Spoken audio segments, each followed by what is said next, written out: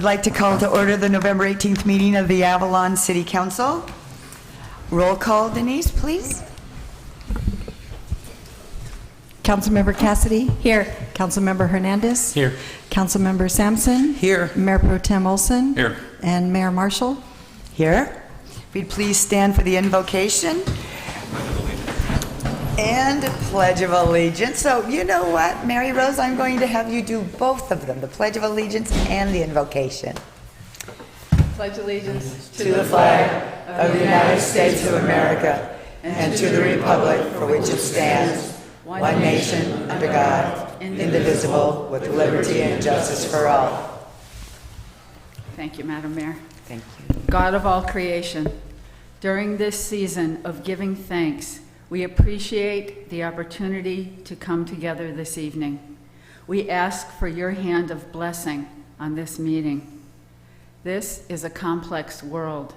Please preserve the delicate balance of our human interactions. Grant that all those involved in disputes will be inclined to listen to one another rather than to find fault. That each side will offer respect to one another rather than suspicion. And that solutions that are just for all concerned may be reached in harmony and goodwill. We ask that you would guide and direct our meeting so that it is full of wisdom, productivity, and respect for one another. We are extremely grateful for the warmth and sunshine here on our island, but respectfully request that you bless us with abundant rain. Thank you for helping us to accomplish our work and our goals. Amen. Amen. Thank you very much. That was wonderful. Sure was. Any announcements? Manager? Just that Mayor, I can't recall if we actually have a proclamation that's not listed on the agenda that we need to announce, possibly.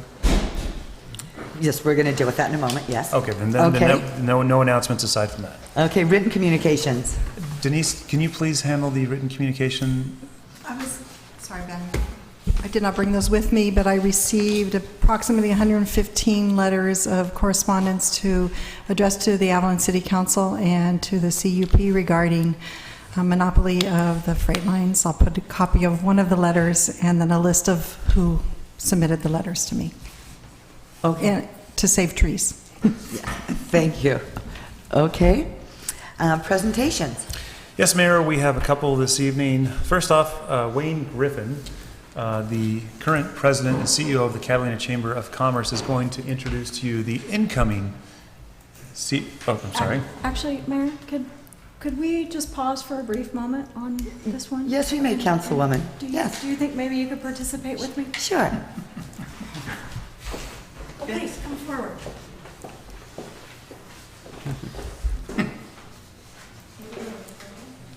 Sure.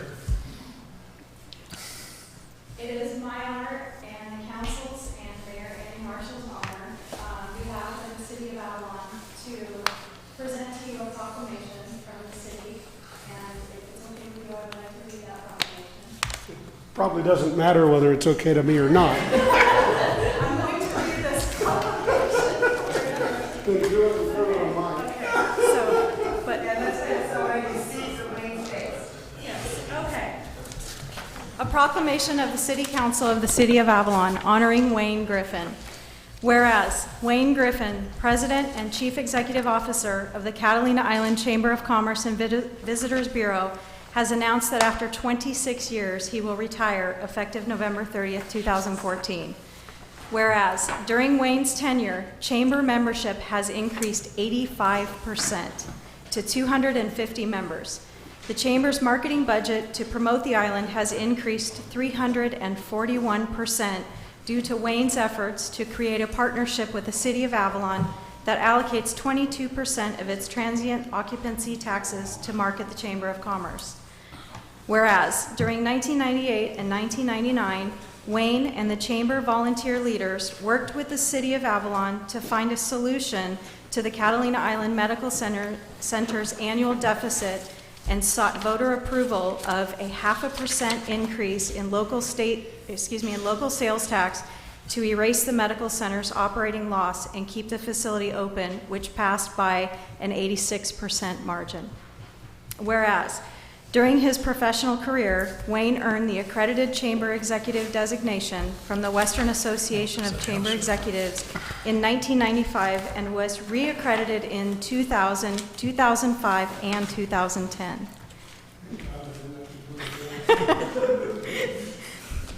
Whereas, Wayne has served on the boards of the Catalina Island Medical Center, Catalina Island Museum Society, was president of the Rotary Club of Avalon twice, and the organist cantor at St. Catherine's Catholic Church for almost 30 years.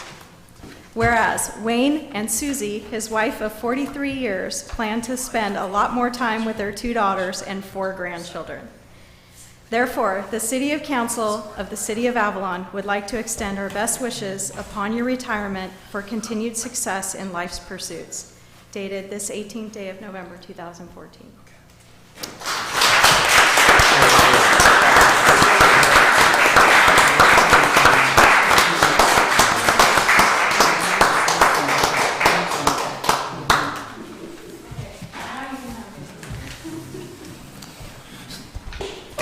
Well, thank you very much. Thank you. I'm honored, and I can only say, you know, I've been so lucky. I've had one of those jobs where I woke up every morning and said, I get to go to work today. Wow. And yeah, there have been those days where I wish I'd been someplace else, but they're few and far between. And what a great community to get to work in. And I'm so proud of what our volunteers and the rest of our staff have accomplished, and I've just been honored to be able to lead them for the last couple of decades. And anyway, it's an exciting time in Avalon, and that's why we're here, and it's time for me to step down and go do something else, and change is good, and I'm just delighted to be able to introduce you to someone that I think not only is going to be a terrific replacement for me, but is going to take the chamber and our marketing efforts to even higher levels. Jim Lute-Johann is the result of a nationwide search. I can't remember, I think we had something like 80 applicants for this position. With the help of our search committee and our professional search firm, we whittled that down to 5 candidates that we interviewed. And Jim came out on top of all of that. His credentials are stellar. He ran the Ventura Convention and Visitors Bureau for 8.5 years and followed that up with 2 years at the Santa Fe, New Mexico Convention and Visitors Bureau. So he has destination marketing experience like I never had. So I think the organization and the community is in terrific hands. Jim spent the last couple of weeks with me getting to know the rest of our staff and some of you, and at 2 p.m. on Thursday, he will become officially the president and CEO of the Catalina Island Chamber of Commerce and Visitors Bureau. And it's a pleasure for me to introduce Jim to you and the community. Please help me welcome Jim Lute-Johann.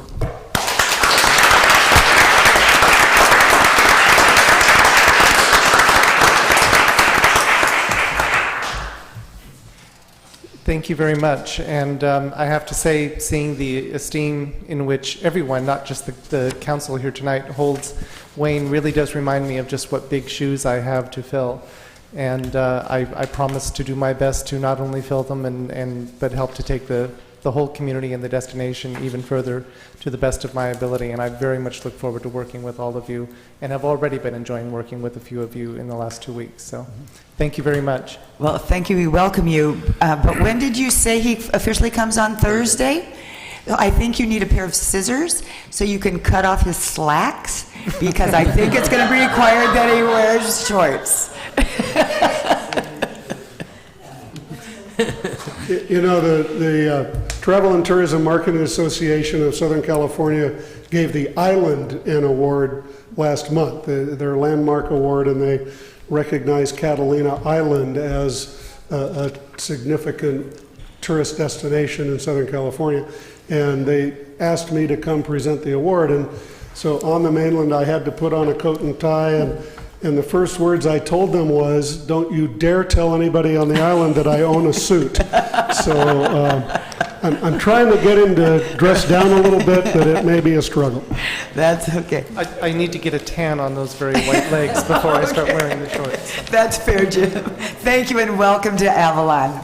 We're going to enjoy working with you. Thank you. Okay. Item number 2. Yes, if I could call Chief Krug to the podium, we're going to do a demonstration of the new thermal imaging camera. This item is also on the agenda later, but we thought it'd be fun for you and for the community to see this device. Chief Krug. Thank you. Good evening, Mayor, Council, and City staff. As City Manager Harvey said, I'm basically just going to do a little show and tell tonight very quickly and explain to people about what a thermal imaging camera is. This is actually our current thermal imaging camera, and this device is about 15 years old. What this device does, it sees heat. So if this room was completely filled with smoke, it would still allow us to quickly locate trapped victims or hidden pockets of fire. If there was fire behind a wall, it sees that heat as well. So it's a very great tool to locate not only victims, downed firefighters, hidden pockets of fire. You might have seen similar video. It's the same technology in police aircraft where they can see suspects hidden behind trees and bushes, and that image shows up as heat. Essentially does the same thing in a handheld unit. We are able to get on board with your approval. County Fire is going to purchase quite a number of these units, which we'd be able to get in on a Me Too policy. So because they're buying in bulk, we get it at a significant discount with them. We also have received a generous donation, so there's zero impact to our budget, and it'll be completely funded through that donation. Great. Fantastic. All right. I hope the new one weighs a little less. It'll be a little less, it'll weigh a little less, and the only thing, this will be able to remain in service for the time being. This works just fine. The only problem we're having with it is finding parts. When we've had maintenance issues, because of its age, we're having difficulty keeping it in service. And then just in closing, while we've received many donations and there's been a multitude of people that have donated to us, I'd like to specifically recognize Cal Parsons. Cal Parsons routinely made donations and makes donations in memory of his friend, Gordy McLean. I'm sorry, I apologize. Gordy McLean. So with that, thank you unless you have any questions. Questions, Council? How long is it going to take to get here? I don't know. I will order it. I suspect it won't take very long. It'll come from the vendor in La Mirada, so I suspect it won't take very long. Get in service? Hey, Chief, if you have, I'm going to ask you a question. I don't know if you know all the operating procedures or functions that the new camera has, but are you able to, like, let's say you're in a building or something, or in a facility, and you're fighting a fire, or somebody has the imaging camera, can you remotely monitor that from, let's say, your command outpost? Like send live pictures back? Yes and no. Yes. The camera has that capability, and the command vehicle has the capability to receive those images. What we found is that once somebody gets inside the building, the signal is lost very quickly. So in theory, this particular one has it, but what we found when you put it into practice in the field, that the image wasn't able to be transmitted with any of any depth inside the building. Once you're inside the building a certain depth, you lost the signal. Okay. So hopefully that'll be an improvement with the new one. Yeah, okay, great. Glad to hear it. Thank you very much. Thank you. Thank you. Great piece of safety equipment. Okay. City Manager's report. Yes, Mayor, a few items this evening. As you are aware, and as the council knows, we are conducting customer service training for all full-time employees today and tomorrow. It is mandatory for all full-time employees. We've encouraged any part-time employee that would like to participate to do so as well, although due to the seasonal nature of the employment, we haven't really had any takers that I'm aware of. But if any seasonal or part-time employees are listening, they're certainly welcome, and we would encourage them to attend. And to that end, should the council wish to drop in just to see what it's all about and to witness it firsthand, we would welcome that. We have 2 sessions tomorrow. They're at Tremont Hall. So I'd be happy to share with you the information so that you can go if you'd like to. What times are those? 8:30 to noon, and then 1 to 4. And they're broken down into a couple different components. They're up at Tremont Hall because we're having people break down into groups to work on things together, and so you've got tables and so forth. That's why we're not doing them here in the council chambers. Correct. I'm going to be working on what I'm calling informally a water decision tree, and this comes from a discussion I've had with a couple of you, just trying to, we've got a lot of different fronts right now related to water, be it freshwater resources, be it reclaimed water, be it desalination, and I'm going to put together this decision tree so that you folks can see, it'll be a reference so you can understand what the steps involved and where we have to go in order to proceed on these various areas. Thank you very much. Sure. And then lastly, seeing Ron and Jeff in the audience reminded me that I believe that we actually may finally have a meeting scheduled with an Edison executive for early December. So I just wanted to make you aware of that. I hate to say the date because I don't know if it's for sure, but I think it is. So you'll get a note from me on that soon. And that's all I have tonight. Okay, and City Attorney?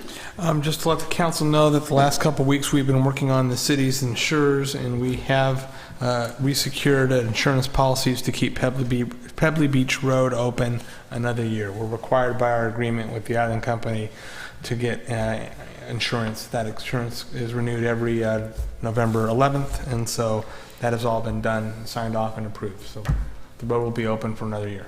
Great. Okay, council member reports. Councilwoman Cassidy? I have several, one announcement and then report backs. My announcement is a reminder that this Saturday, November 22nd, I believe is the date, is the Be the Match Walk. There's a local team here for Bobby Machado. If you're not familiar with Be the Match, you can go to the www.bethematch.com, I believe. For the thousands of people diagnosed every year with life-threatening blood cancers like leukemia and lymphoma, a cure does exist. For the past 25 years, Be the Match, operated by the National Marrow Donor Program, has managed the largest and most diverse marrow registry in the world. They work every day to save lives through transplant. To date, the local team, the Bobby Machado team, has raised $8,015 for the Be the Match Foundation. Lots of participants will be going Saturday morning. There's still time to join the team. There's still time to make donations if you so feel inclined. Next, last week I attended the monthly Gateway Cities Council of Government meeting, and with just a tiny little bit of kicking and screaming, I was appointed to the Transportation Committee. This is the seat that was held previously by former Councilman Michael Ponce. So I'm looking forward to working with Audra and also working with Michael to get myself up to speed so I can participate in transportation matters for Avalon. The city manager and myself attended Supervisor Don Kanabe's State of the County address on Friday. I have the brochure for anyone else who'd like to see what that discussion was about. It was a wonderful networking opportunity, and the presentation was basically sponsored by the Queen Mary. It was fascinating. So we did that. From there, we walked over and attended the Catalina Island Conservancy's informational symposium, which was also very beneficial. Unfortunately, we only caught 1.5 of the talks, but it was nice to be representing there. And let's see. Lastly, we held a committee, if you will, that both the mayor and I sit on. We held our first meeting of the 4th of July committee, moving towards producing what we hope to be an incredible 4th and 5th of July extravaganza. Myself, the mayor, city staff, and key members of the community who've been involved in various aspects of 4th of July over years past. So we are moving forward, and I'm very excited about what we have planned. Thank you. Councilman Hernandez? You're good today? Councilman Sampson? I'm fine as well. No announcements. Mayor Pro Tem Olson? One real exciting one and one kind of boring one. I know the exciting one. Yeah, we'll do the exciting one first. Avalon High School football team is into the semifinals of the CIF tournament. They won last weekend. The next game is this Friday at Joe Machado Field at 5 o'clock. Be there and support your local football team. And the boring one is I got reappointed to the League of California Cities Rev and Tax Committee. Oh, let's hear it. Oh, yay, good. Excellent. Okay. A couple of things. Ben and I chatted a little bit. In trying to move forward on some of our goals, since it's hard to find we need an opportunity to be able to talk as a council and with staff. And two of the priorities that we had on our list, one was housing and the other one was transportation. And I asked him, how do we move forward on working on this? And I think what we need to decide, if y'all choose, is to figure, number one, do we want to start the transportation discussion? Do we want to start the housing discussion? And set up times when we then can meet. They would be special meetings to brainstorm the areas in which we want to look and how we want to proceed. So I think both of and water, of course, with the paper that Ben's going to be writing, that will give us direction there. But I'm feeling we need to, we've identified them and let's move forward. So what is the council feel, and do you have an opinion on which one you'd like to start with, and when would we like to start? If I could just, we are having, at the direction of the Housing Authority at the last meeting, we are going to be having a housing study session before the next council meeting on December 2nd. Elizabeth Hull will be coming to discuss the options that the Housing Authority has for low and moderate income funds. Basically, it is going to be an educational session on what you can use the money for, what the limits are in terms of who can take advantage of low-income and middle-income housing. So we'll have that before the regular council meeting on December 2nd. Oh, good. That'll give us some good background. Thank you. Forgive me, Mayor, I'd forgotten about that, but that still doesn't, I think, preclude your desire to have just the general discussion about this is just, Yes. Now what do we want to do would be the next meeting in January. Okay. So do we want to hit housing or start with transportation first? Or simultaneous? Yeah. Simultaneous. So one 1 week one, the next week the other one, so we can get them Okay. done. Otherwise, I think they're both important. I think we need to Great. get them. Okay, then do you want to work, Denise and whomever work with us in trying to set up times for those meetings? Okay. Is that direction for staff? Is that good? That'd be good with me. Okay. Yes, All righty. I support that. 25th would be good. Christmas, yeah. Or the first. Yeah, okay, perfect. Well, already got us on December 2nd, so I don't know about that. But anyway, no, that'll be fine. Okay, then I would like to have Mary Rose Coughlin come up again. I'm throwing it under mayor's report, but it could be oral communication as well. It's kind of 6 one, half dozen of the other. So, I think it's better under mayor's report because I'm not sure I'm going to keep it to 3 minutes. Okay. I'm going to try to. You got the clock? I'm going to have the help of Jordan here, so I'll get started while he sets up. Madam Mayor, esteemed members of the City Council, city staff, honored guests, and fellow citizens here and at home.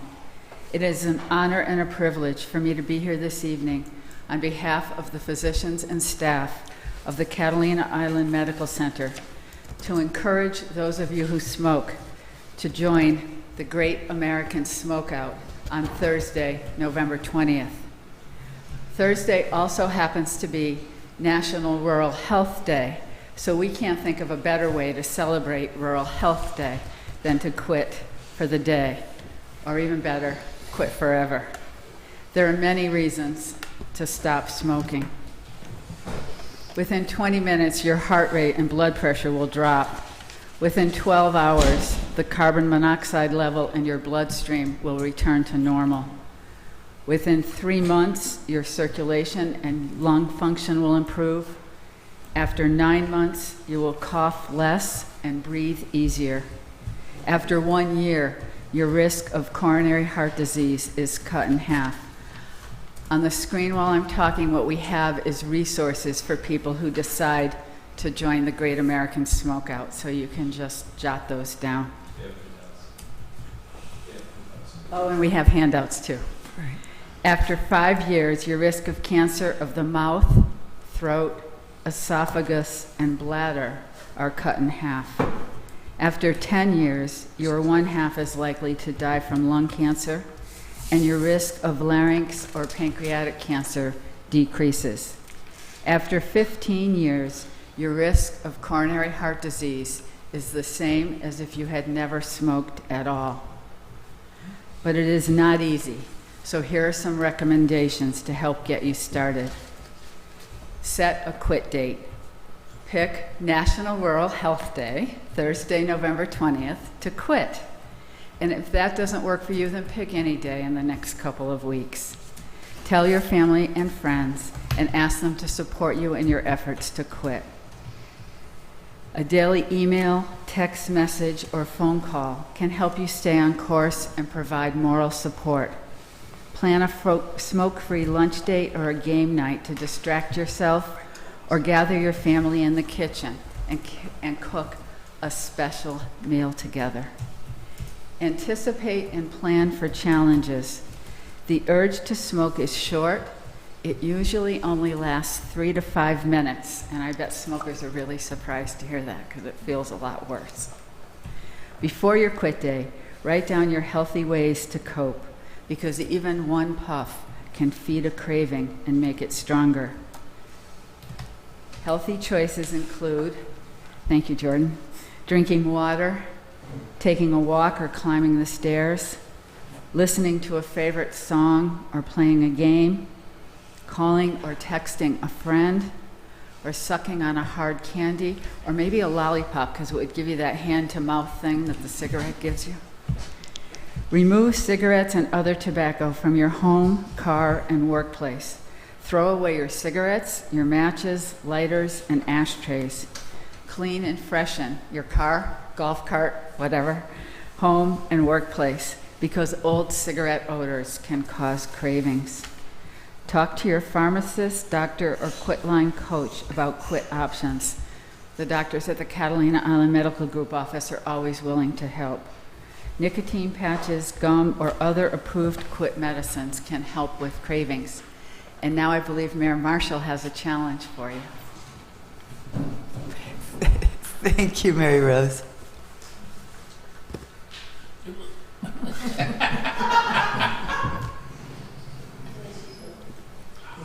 Uh-oh.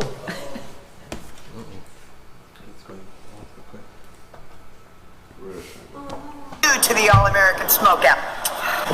Try it one more time. I can smoke here, but I challenge myself and you to the All-American Smokeout. I can smoke here, but I challenge myself and you to the All-American Smokeout. It'll keep going. Same shirt. This was done today. Thank you, Jordan, very much. As many of you know, for some, you might think I'm a closet smoker, but I've been smoking for 45 years, and that's a long time. Smoker. What's that? A crib smoker. Thank you. Oh, God, no, that's even worse. But anyway, so I know quitting smoking is tough. I've only quit once in my life for about 5 or 6 months, and that's after my husband passed away from mouth cancer. So it's always something that's on my mind, and it's every day it's a nagging thing. And fortunately, my husband hasn't made my life miserable telling me, but he's always wanted me to quit smoking.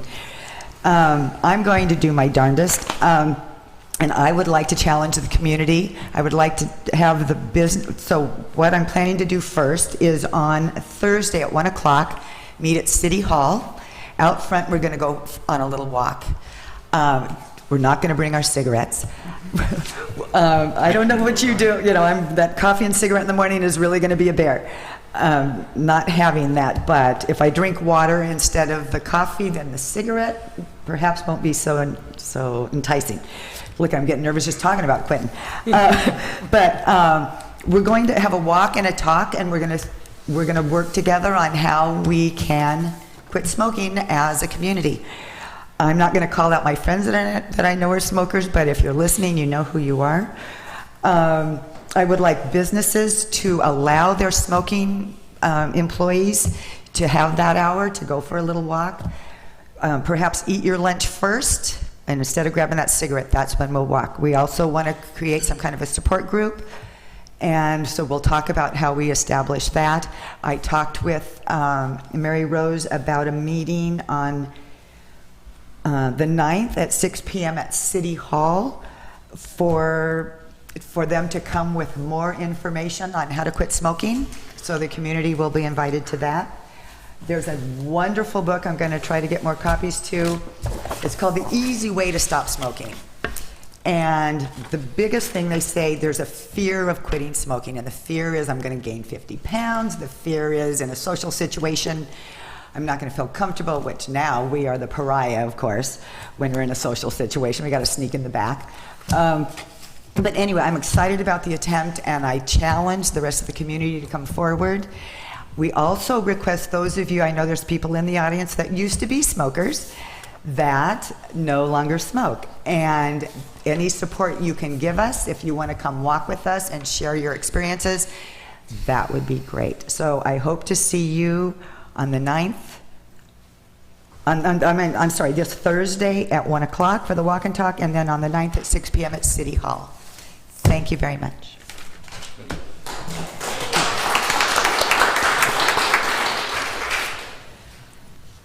And that's all I had.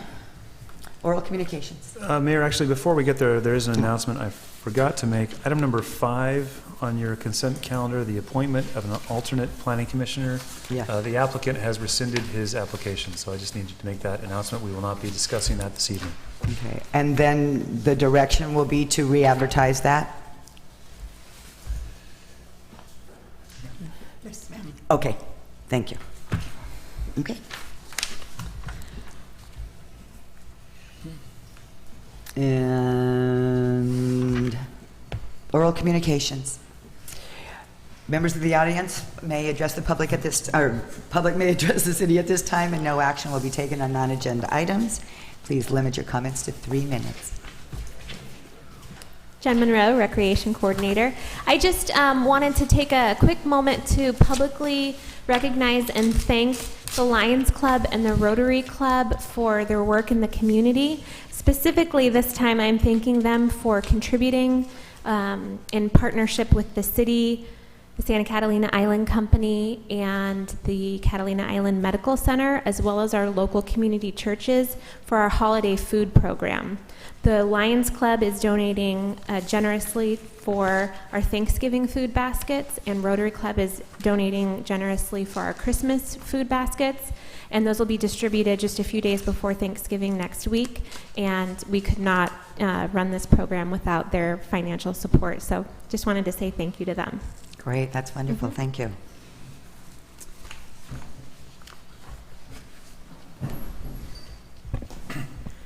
Good evening, Honorable Mayor, members of the City Council, my neighbors, because I'm now a resident of the island, and Jim, you and I are both residents of Ventura on the weekend, so welcome.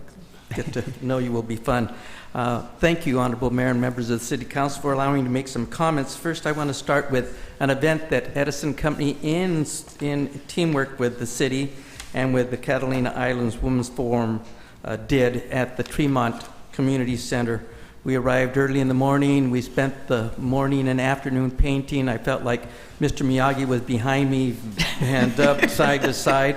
That weekend I was so sore, but I believe we did make a difference. I want to thank Jordan and Jen for being there all day long. We did have fun, didn't we? It was a good team of people, a lot of green shirts on the island. Also wanted to share that Christy Lynn was very instrumental in pulling the team together as well, and that we purchased food from the local restaurants, and the hardware made supplies of paintbrushes and paint. So it was a good partnership for Edison Company and the island and the city and the Women's Forum. Secondly, I wanted to share that I left at your spot on the dais this little emergency communications information for local government field guide. I want to share that this time in 2011, I went to work from Ventura to San Gabriel Valley, Monrovia area, and didn't go home for 11 days because we had that terrible windstorm. And that windstorm knocked down trees. I think wind went through there 85 miles per hour, and wind and branches took down our grid system.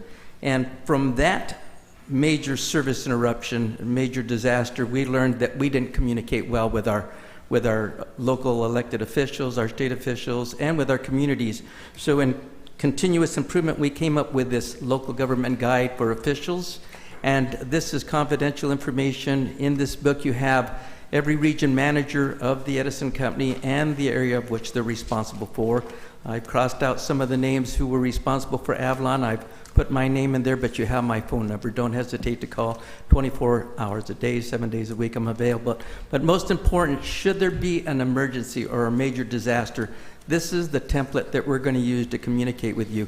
So your city manager and staff has already provided us with the names of who we're going to email, text, or call by phone to alert them that we're going to have a briefing, and what time that briefing will be taking place will be also provided at that time, and the phone numbers and contact information is what's in this book. So throughout the day, we'll be able to communicate with our local governmental officials who are responsible to our communities and my neighbors, so that they know what's going on and possibly when service would be restored. So when I visit with each of you individually, we can take some more time to go through this booklet, and I'll answer your questions. But please put this, I used to tell people over town, in your glove compartment, in your case, your golf carts, I guess. So anyway, lastly, Mayor, please don't ask anybody to cut off my slacks. My knobby knees are just not seen. Thank you. Thank you, Mr. Garcia.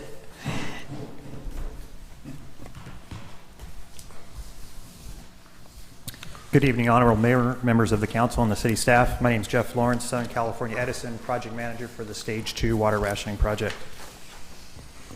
What I'd like to do is go over some highlights of a presentation you have in front of you. For the sake of time, if you could read through it at a later time, there's a lot of good information to share with you on the results from water rationing through the month of October. And right now, if I could just share a few of those highlights and positive results. Currently, the Middle Branch Reservoir is at 275 acre feet, and that's a reduction of 2 acre feet since October 16th, about a month ago.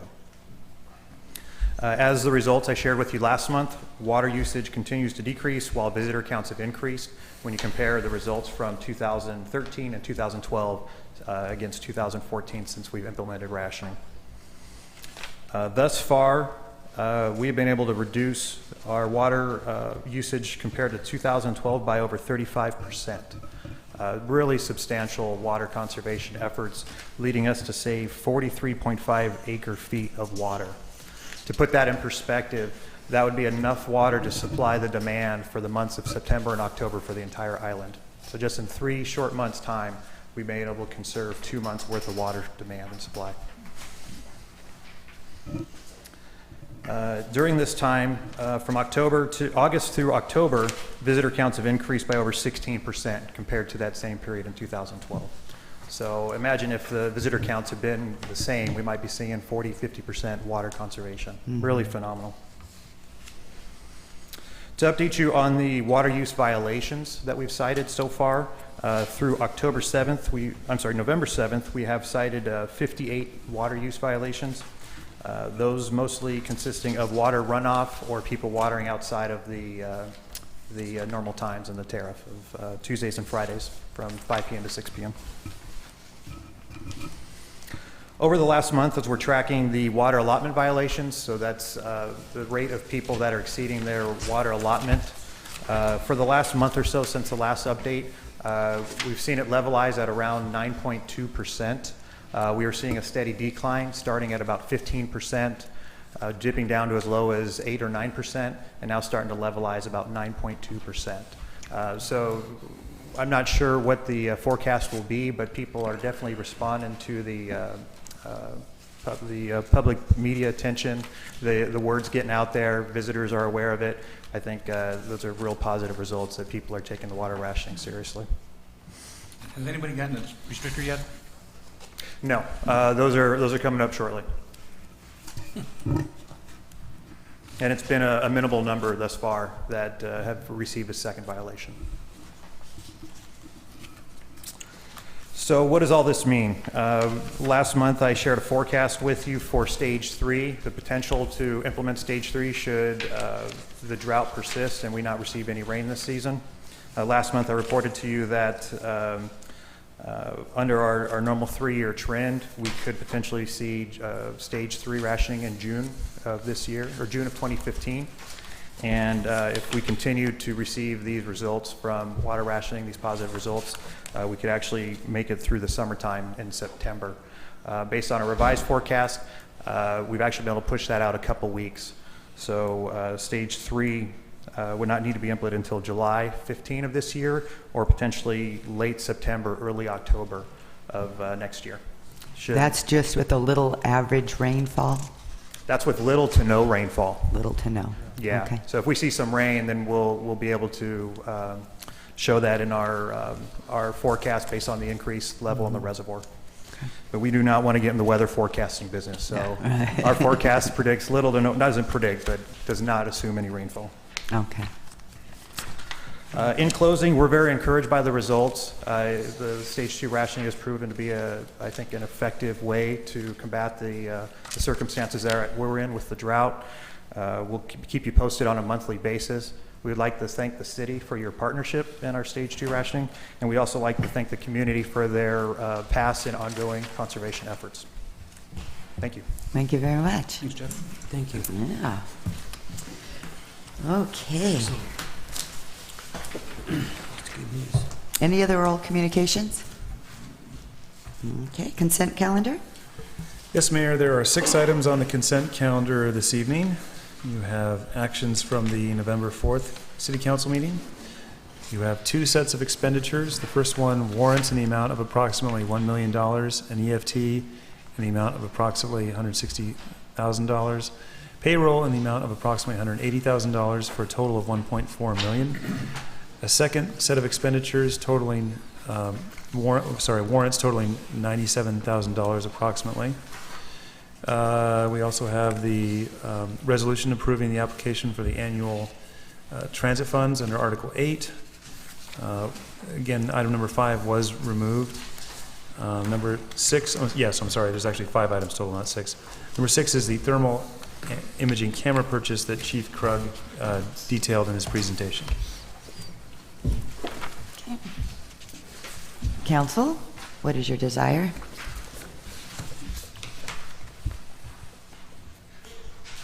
I'll make a motion to approve items 1 through 4 and 6. Second. It's been moved and seconded. Public comment? Council? No comments? Okay, call for the vote. All ayes. Excellent. Item number 7, general business. Yes, Mayor, tonight under general business, you've got 5 items. The first item is a transportation permit amendment for the inn at Mount Ada. The business is transferring ownership, as you likely are well aware, and with that comes the consideration of transferring the autoettes. Our vehicle clerk, Mr. Dudley Morand, is here this evening, and he can give you a brief report on this item. Dudley, please. Mayor, I'm going to abstain from items number 7 and 8, both under financial consideration. That would be the Island Company. I'm sorry, the Island Company, the transportation permit being transferred to the Island Company is the conflict. And then item number 8 is financial consideration with the owner of Latitude 33. Okay. Both items, Rich, or just? I thought, am I all right for 8? No, this is number 7 first. Okay. This Yeah, is- I have to. Okay, he will be recusing himself, again, financial conflict with the Island Company. Okay, Dudley? All righty. Well, there's been a transfer of ownership with the inn at Mount Ada. And along with that, as far as the vehicles were concerned, there was a full-size vehicle that could be transferred with the sale of the business. That went before our hearing officer last week, and the decision was made that it was granted that they could transfer their full-size van, which they use to transport passengers from the transportation hubs up to the hotel and back. So that's in your packets. We have that new decision. The golf carts that they have are autoettes. The 7 of those, that's a little different situation. Originally, when the previous owners had the inn, they either did not see some of the other ways of having autoettes for the hotel. So at that time, they could not grant multiple commercial autoettes to a business because the business is only eligible for one. So they decided to put them in the golf cart rental category. So that's where they've been in the past. Now with our new cleaning up of some of the municipal code on that, where we actually allow people with hotels to apply for rental golf carts, we decided that this was probably a better avenue to start with.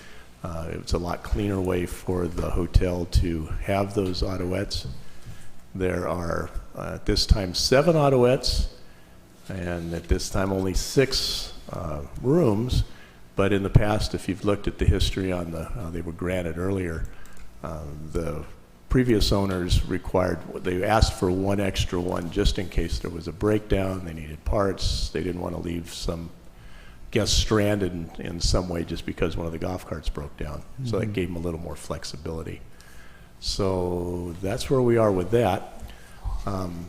All of these vehicles are involved in their transportation permit request.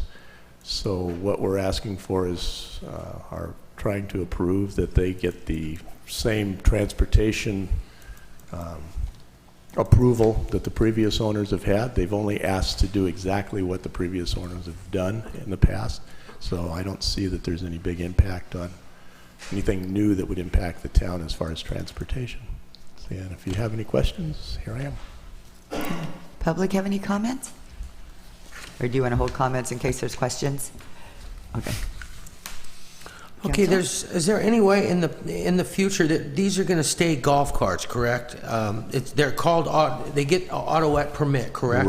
Right. Which yeah. is actually can be a larger vehicle than a golf cart, correct? No, an autoette has specific size limits to it. Okay.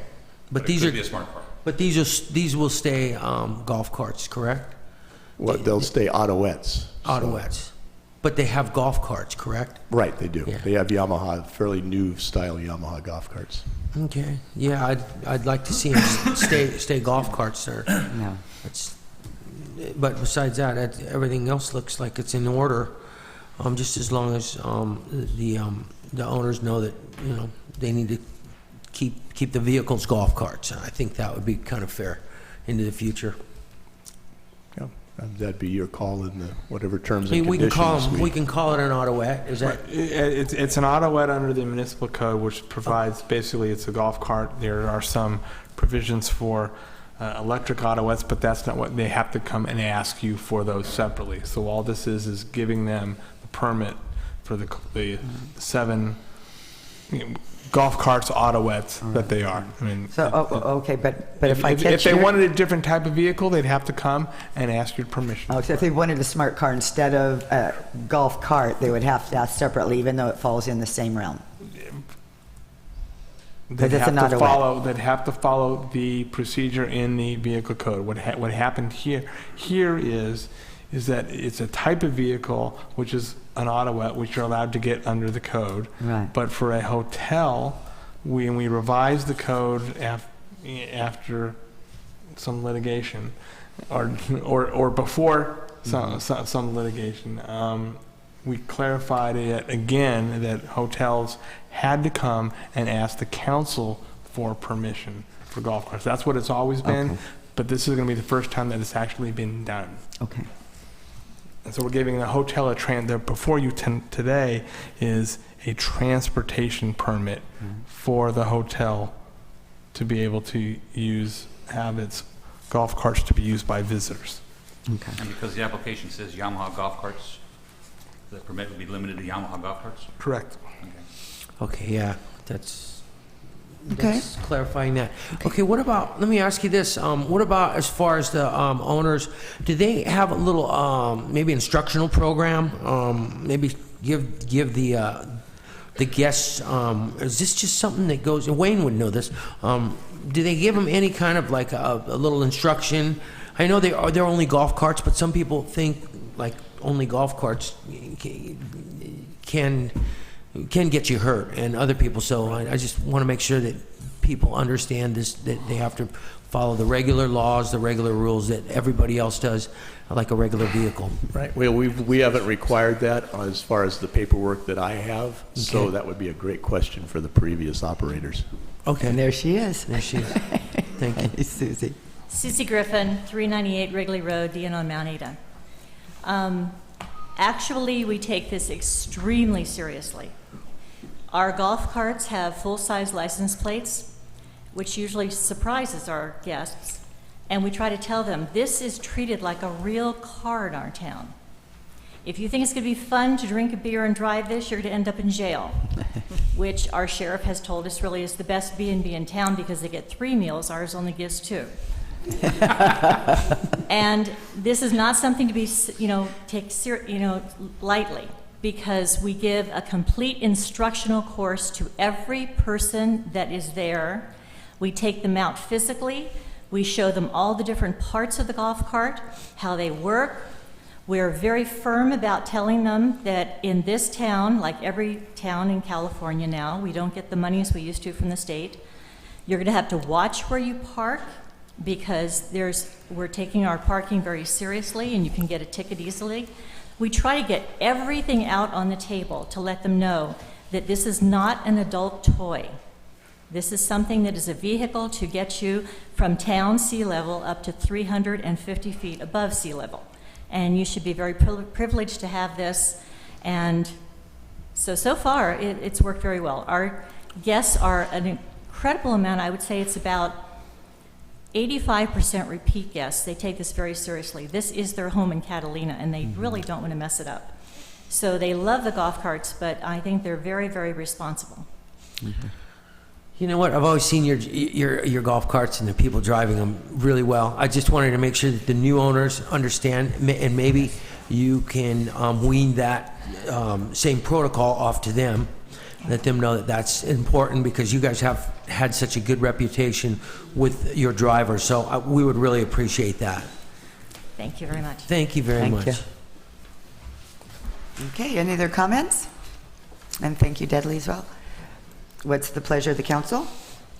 I'd like to make a motion to approve item number 7, transportation permit for the Inn on Mount Ada, auto permit application for hotel owners. Second. It's been moved in second. Further comment? Call for the vote. What?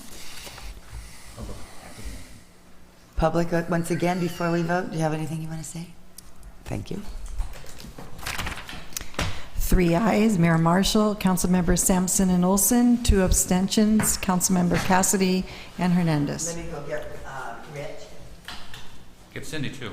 No, she said she has conflict on number 8. Oh, okay. Yes, we will. Where's the break? Oh, yeah.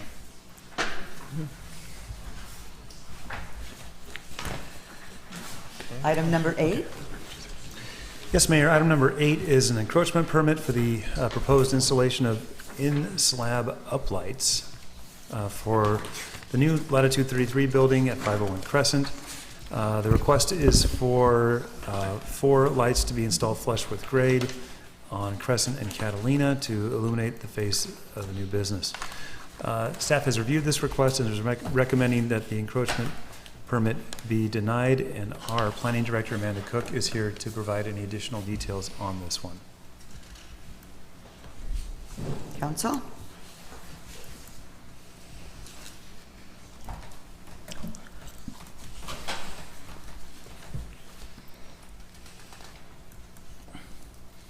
I think for the reasons laid out in the staff report, I would move staff.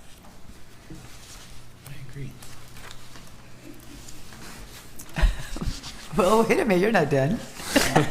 Who knows? I know. Okay, it's been moved and seconded. Public comment?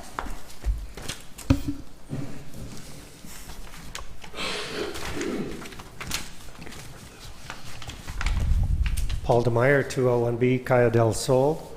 Good evening, Honorable Mayor, council members and city staff, I'm here representing the Island Company and requesting consideration. Hang on. Is the Island Company involved in this one? Number 8? Yes. Okay. No, Rich. Rich, sorry.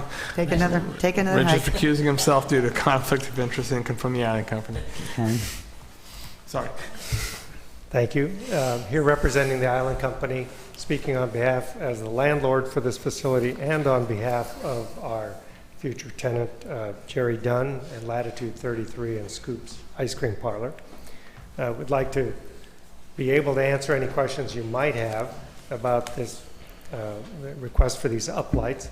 I'd like to clarify 2 things in the staff report, or correct 2 things. One is we are now only requesting 2 uplights over at the Scoops entrance. And these uplights would be within about 12 inches of the columns as opposed to 24. And our indications would be that we agree that we would be happy to have these lights turn off after business hours in the evening so that they do not create any additional night light pollution in the city of Avalon. We're very cognizant of lighting issues in the community, but we'd like to say this is intended on being an aesthetic improvement to Front Street.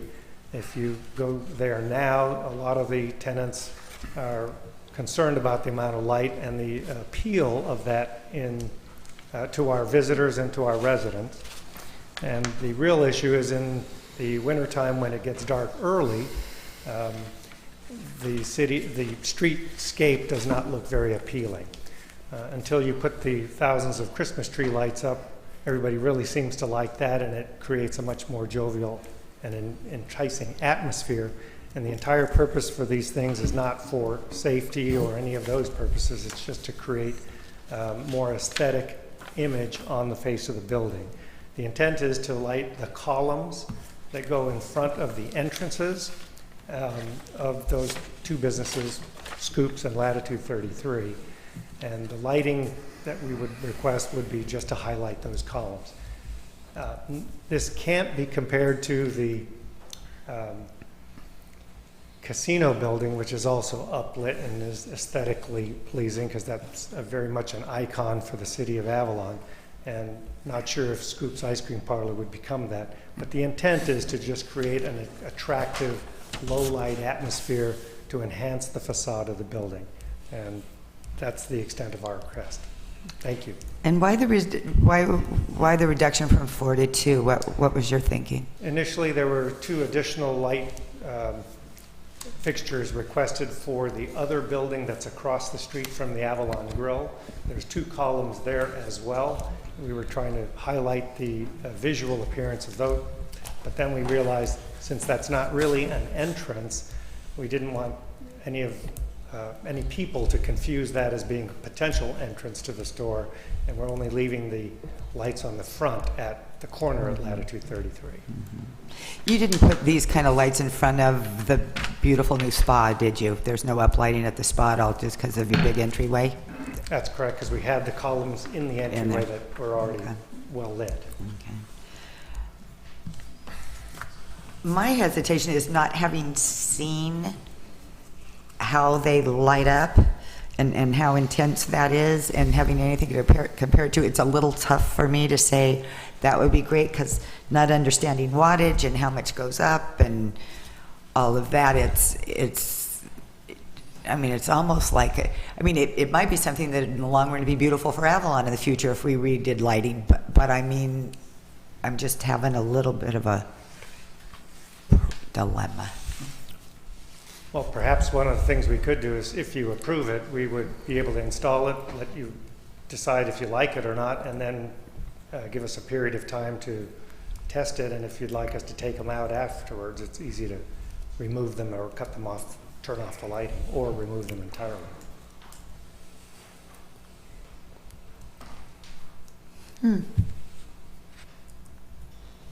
Well, since the plans are before us are not what's actually intended, I would withdraw my motion and suggest we hold it over, get the proper plans, let the staff review them, and see if it changes the staff opinion. And if they want to do a prototype one, a test one, so we can go down and actually see what it looks like. That's a good idea. Maybe we could put some test lights out there on the surface. Yeah, it's actually something I would like to see.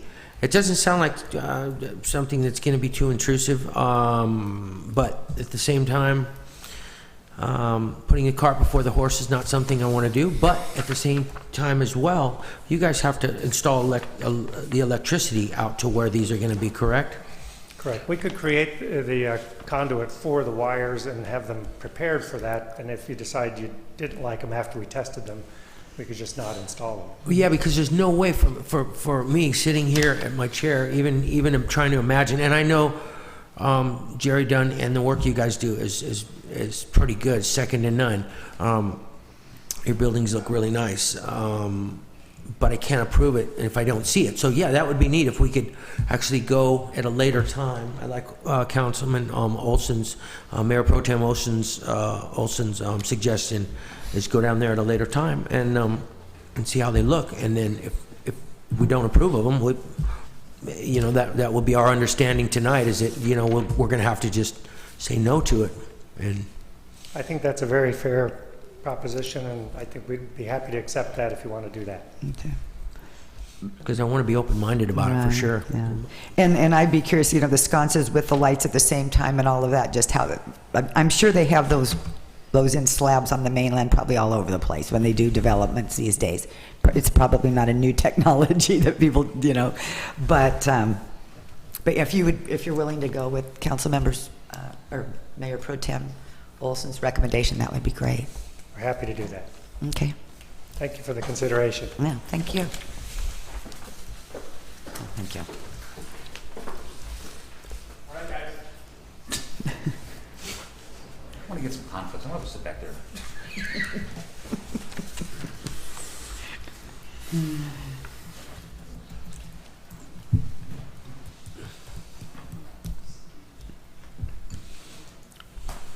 All the birds.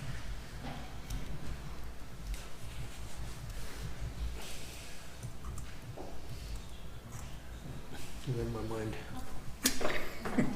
Great movie. Libby, you're better at presentation. And item number 9. Yes, Mayor. Item number 9 is an amended professional service agreement with On the Wing Falconry.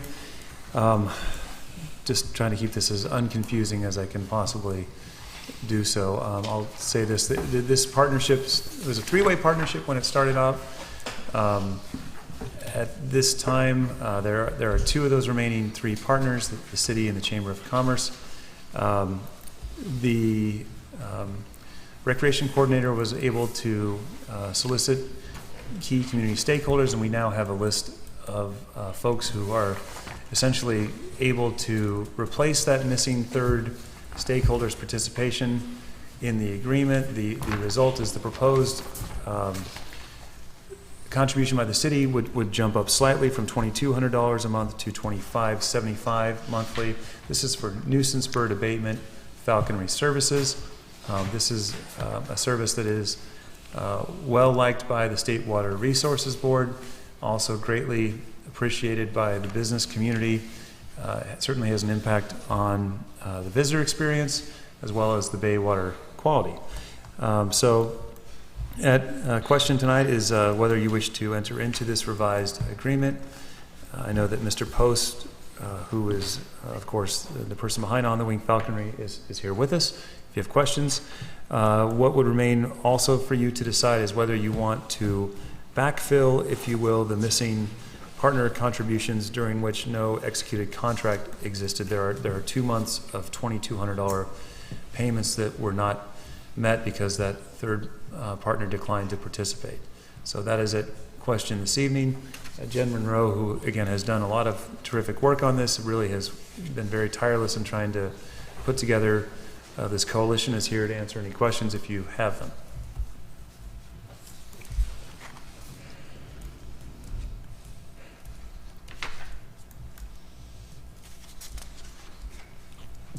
Okay, nobody wishes to speak. That's fine. Let me ask a question. On the 2 months that the other money wasn't there, the work was not performed.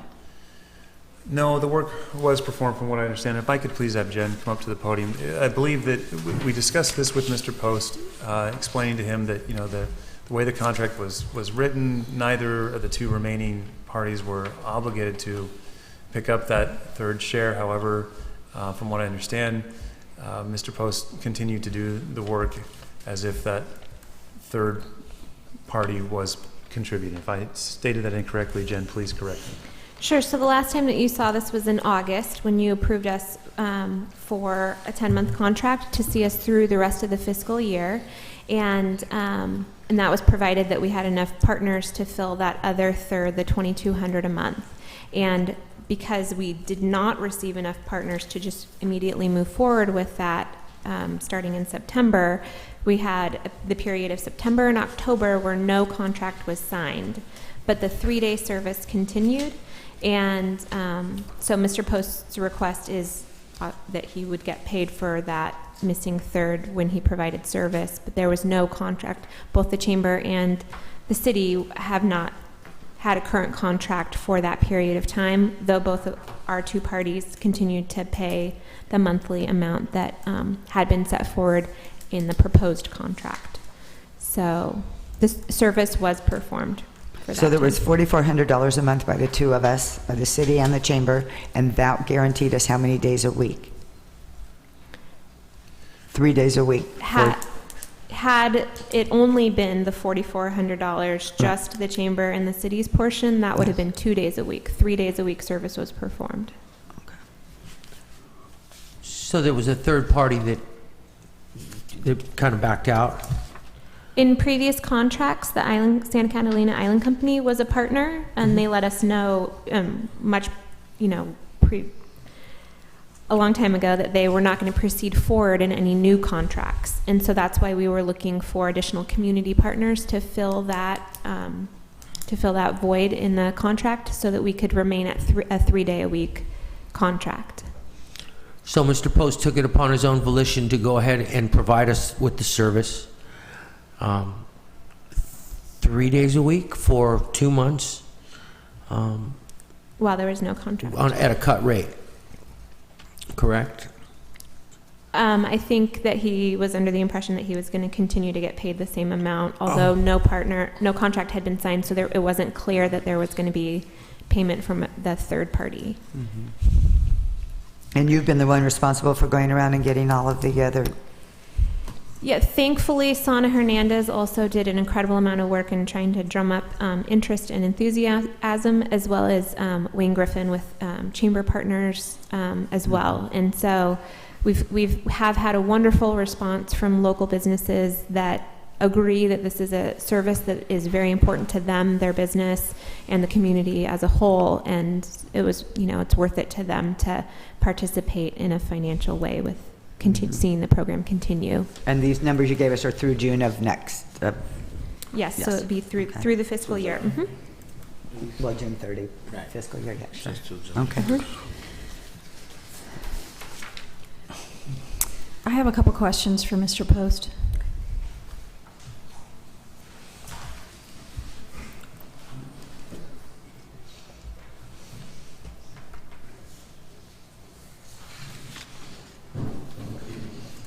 Rocky Post on the wing falconry, Master Falconer.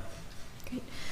There was some talk, this has been kind of an ongoing up, down, trying to figure things out for you, but there was some talk along the way about possibly doing a program or a tour that people could participate in and offsetting some of the costs of the program. And then there was also something else that was discussed at some point along the way of, I want to say with the Blue Water, but I certainly don't want to talk out of turn, that there was maybe some mutually beneficial thing that could be done to help also bring funds into the program. And I'm just curious where you are with both of those. Both of those are basically dead in the water right now.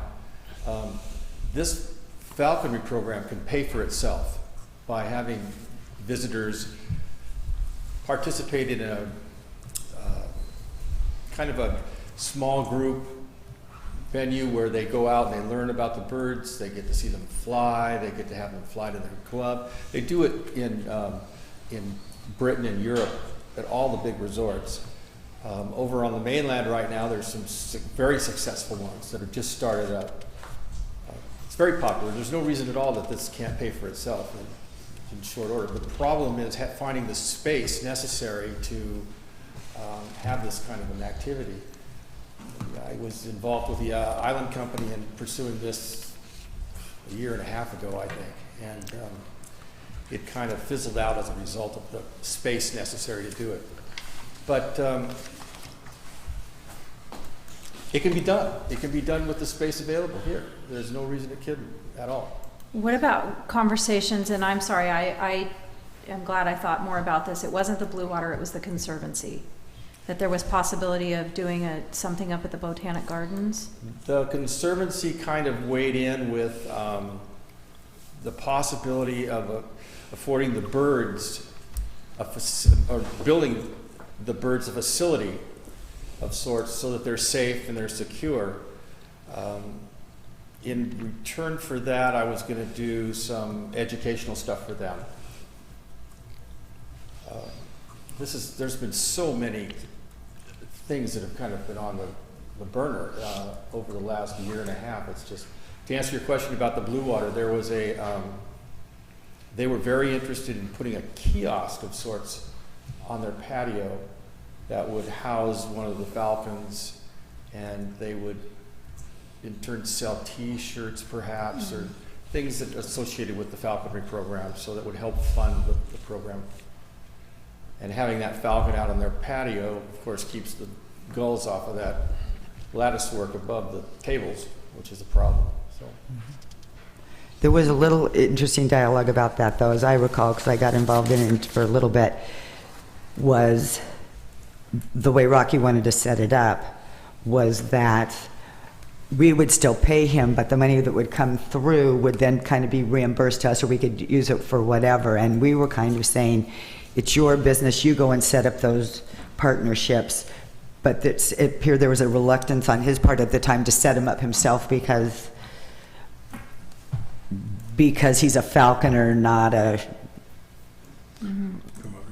promoter, showman kind of guy, you know. So that we kind of got a little foggy there as well.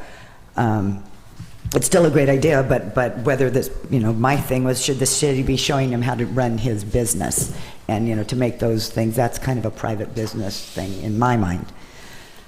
But I think the success of this business would benefit the city greatly, and it's something that he's working for us, and we need to help him succeed in that area to offset some of the costs that are our monthly costs. And I think by selling T-shirts, maybe having a little tour, maybe having a little. I saw you one time when down at one of the fall festivals. I believe you guys had a tent down there, a booth, and you had some of the birds in there, and I believe your wife was there. And it was really interesting, and everybody was stopping and seeing that. And I know personally, I would buy a T-shirt if you had some cool, really cool. Check out the Falcons on Catalina, or Catalina Bird Falconry Program. Because it's going to help us with our cease and desist with the harbor as well, and it looks really good for the city as well. Not to mention, it's a very effective way to clean up the harbor a little bit, and I think it's a pretty humane way as well, because your birds pretty much scare the seagulls and the pigeons away, correct? I mean, for the most part. Right. The birds are trained to intimidate and not to harm. You know, the seagulls are protected by law, so we try not to hurt anything, and that includes the pigeons, you know, for the most part. We just all you really need to do is intimidate them, have the raptors down there, and you're going to notice the numbers of pest birds just declines. So you would be interested in finding some. I mean, because you could have the kiosk thing. It might work if the Blue Water helped us out with that. I think that the little just a little shade tent, if that's something that would work for you, would also it's something that maybe once a week the city could donate that somehow and help the success of and the operations of your daily operations, at least maybe once a week when you're down there, and we could offset some of the costs. Maybe have people make donations for food, buy T-shirts so they can take something with them, maybe a cap, maybe a pin, whatever it is that, not to take business and commerce away from the businesses downtown, because I don't think that would be too much of a conflicting thing. But any little bit that would offset the expenses that we're seeing here, I think would, the $2,200 a month, I think would really help out. So, and I'd like to help you out too, and I would really like to see this program succeed, and just because I feel it would benefit the city. Well, and I appreciate that. Thanks, Joe. The falconry program, as it stands right now, is broken, and looking back over this is the beginning of the third year of this program, and in that time, the program has ground to a halt. 3 times, I believe, where I've had to pack up the birds and move back over town, only to bring them back again to start over. This is one of those things with the pest birds. The last thing you want to do is start and stop and start and stop. I want to avoid that at all costs. And it's in the interest of the falcons. They're very sensitive. They're very, they're like racehorses. You have to kind of fine tune them in order to get the response you want. When you fly in a crowd, like I do, I fly downtown with these birds, you have to have your A game. You don't want them taking the parrot off of some little girl's shoulder, or the rat out of some kid's arms, or the box of kittens or something. These birds have got to be focused. So the program, what I'm getting at is the program has to be supported. What I mean by that is there's things on this island that an independent contractor can take care of for himself, and there's things that he cannot. Maybe an electrician's got a whole different set of things that maybe he can take care of everything himself. As a falconer, I have found out that I cannot do it without support. Let me tell you where we are right now. No, let me back up just a little bit. Chief Hawes, when he hired me to do this work, he met me, and 10 minutes later he hired me. He says, "Can you help with these pest birds? They're making our water funky." And I said, "I think I can." So he said, "When can you start?" I said, "Next week." And then he said something very important. He said, "What do you need from us in order to make this happen?"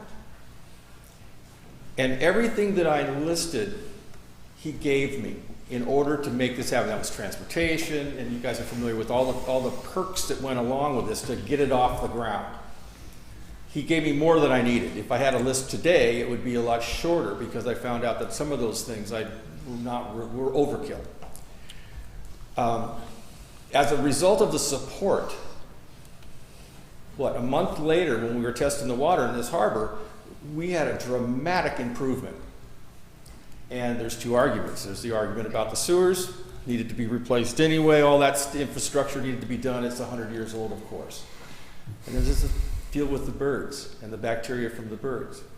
And I know for a fact that between Seattle and San Diego, everywhere where there's been more seagulls are the problem. More seagulls than are necessary in that area, you have bacteria in the water, and you have hot water. You get rid of the gulls, the water gets clean. Do the math. I mean, from all up and down the coast, there's no reason why Avalon's any different. Avalon, of course, with a lee here, I mean, it doesn't flush well anyway. So anything that goes into this harbor is going to be even more toxic. It doesn't take a whole lot of seagulls to get your water hot. It doesn't. It takes the ones that are standing on the beach. Okay, so that was the support. Right now I have no support. The city has everything has been removed. All the things necessary, location, a safe place for the birds where they'll be comfortable, there's nothing. I take the boat. Here's what happens. It takes me 5.5 hours from the time I start to the time I get a bird ready to fly downtown. On a work day, I have to take the ferry, the express, with a bird in a dog box. Now, this is stressing these birds out. These birds do not like this. Get on the express, get off the express, let the bird decompress a little bit, fly it for 1 hour. Put the program back, undo what I've done so far, get back on the 3:45, head home. You're getting 1 hour of falconry per work day. $550 for 1 hour of falconry. That's it. But if you want that, that's fine. I'll provide that. No, I won't. Let me back up. It's unfair. It's just totally ridiculous. It doesn't work for me. The birds, it's going to stress the birds. We're going to have fatalities with the birds. And it just doesn't work. Right. And I think with the falconry program, it doesn't need someone to solve all the problems from the city's end. It just needs a little bit more, warm and fuzzy from the city. Like, how can we get there from here? Hey, Rocky, what are like 3 things that we could do right off let's just put 3 out there, the main things that you would need at this point to succeed, to help that we can help you get back on your feet and make this business efficient, successful, less stressful for your birds, and more I think you guys know that benefits this for works. us. I think I've proven that it works. It works really well if I'm allowed to do it. The issue is I'm really not allowed to sink my teeth into the problem. You're going to get hot water from birds again for the same amount of money that you were spending before. It's going to happen. To answer your question, what do I need? It's not so much about me and what do the birds need. Exactly. I mean, the community needs to embrace the birds more than anything else. They need a safe place where they can be away from people, away from stress, from people coming into their face. When they're flying down here, it's stressful for them. They get freaky. They need to relax, and they take their bath, have their lunch, take a nap, same stuff I do, Almost like they need a home. They need a caged area where they can be, and there's not a lot of traffic. Yes. Now, as we speak, I have an additional 5 birds that are over town, that are all in flying condition, that aren't with me, so I'm wondering pretty much what's going on with them. Because they're like racehorses once again, and so they need to be finely tuned every day. If I'm over here and I don't have them with me, it's a recipe for things to go wrong. So if you want a good falconry program, you've got to get the birds here with the falconer here, and let us take care of what we do, and that's we could fly this place and there'll be no pest birds, period. Do you have a caging habitat for them if we provided a place for you to put that? An area where the birds live, right? They have little homes, right? I mean, well, is it more big? Of an enclosure that's... Do you have the enclosure? Is it mobile? Is it something we could set up somewhere? No, it would have to be fabricated, and it's not a big deal. We're not talking about No, we can get it done. Ben and I have kind of discussed this a little bit, and the materials are pretty much here, and it's not that big of a deal. So you don't have the place right now then? No. Correct? I'm nothing. And you say you need to live close to your birds typically? Typically, I need to be with them. If we were over town, that would be an absolute, that the falconer stays with the birds, period. That's all there is to it. There's a lot of maintenance that goes on prior to that bird being launched from the glove into town. A lot. They're intelligent animals. They are. To a certain point, yes? Yeah, I believe they are. And you have a relationship with them. I mean, that's... Well, I care deeply about them. Yeah. I've lost 5 birds on this project. 5 birds have died as a result of trauma on this, which is unheard of in abatement. Let me say this. What I'm really talking about, for the most part, is something that I don't think anybody up here understands. What I do, what goes into it in order to make it happen.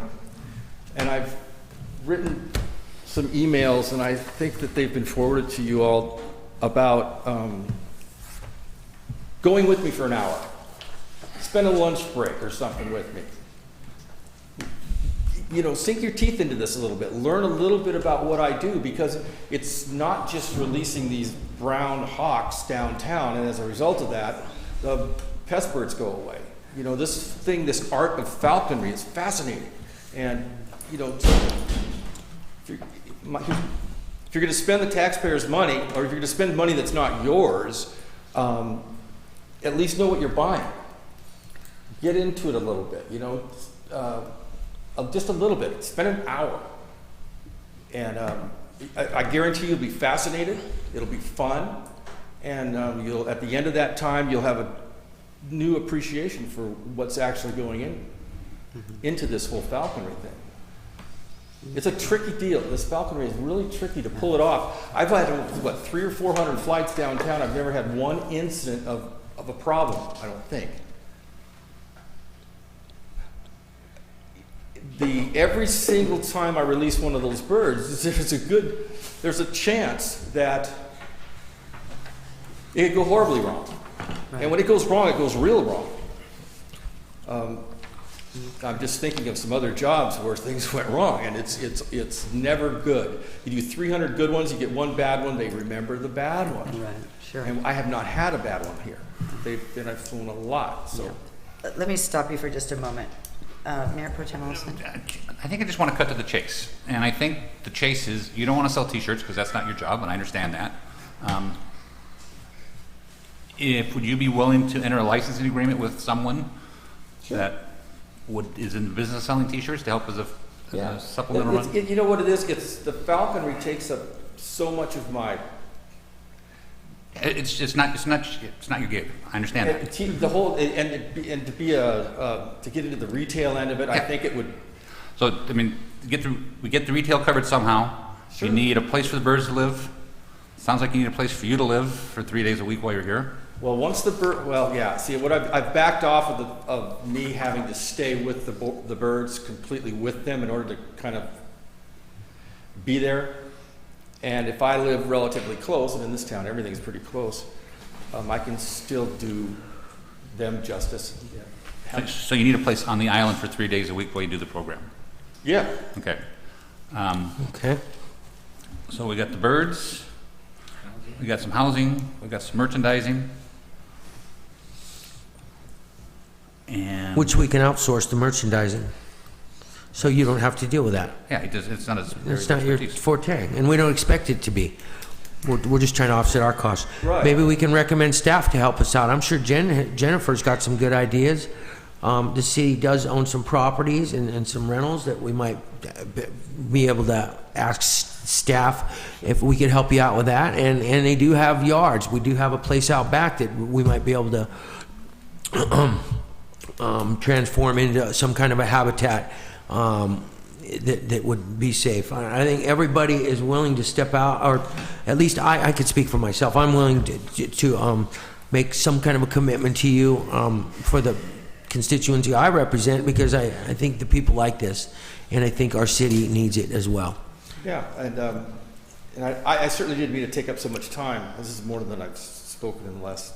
It's kind of important, Rocky. But I just wanted an opportunity to kind of put it out there, because we've kind of taken this really cool program and got it right on the brink of starvation.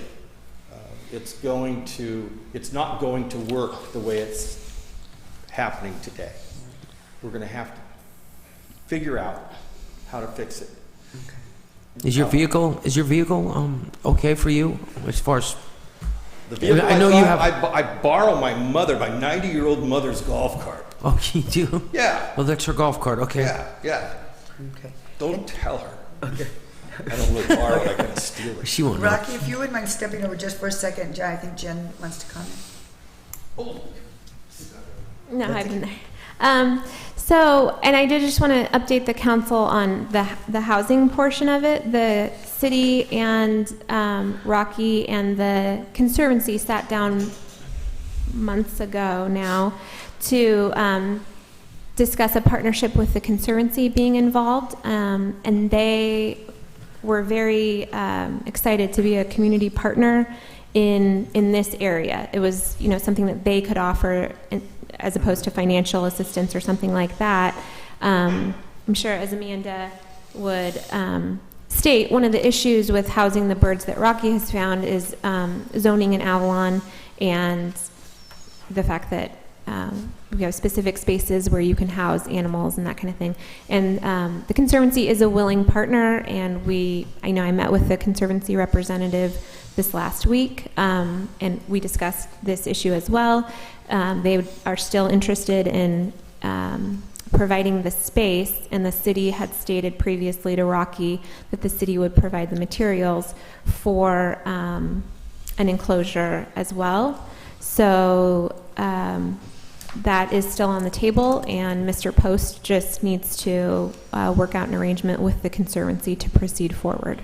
So, Is that something that you're willing to do, Rocky? What are you thinking? I'm thinking it might not happen in my lifetime. It goes very slowly. The Conservancy has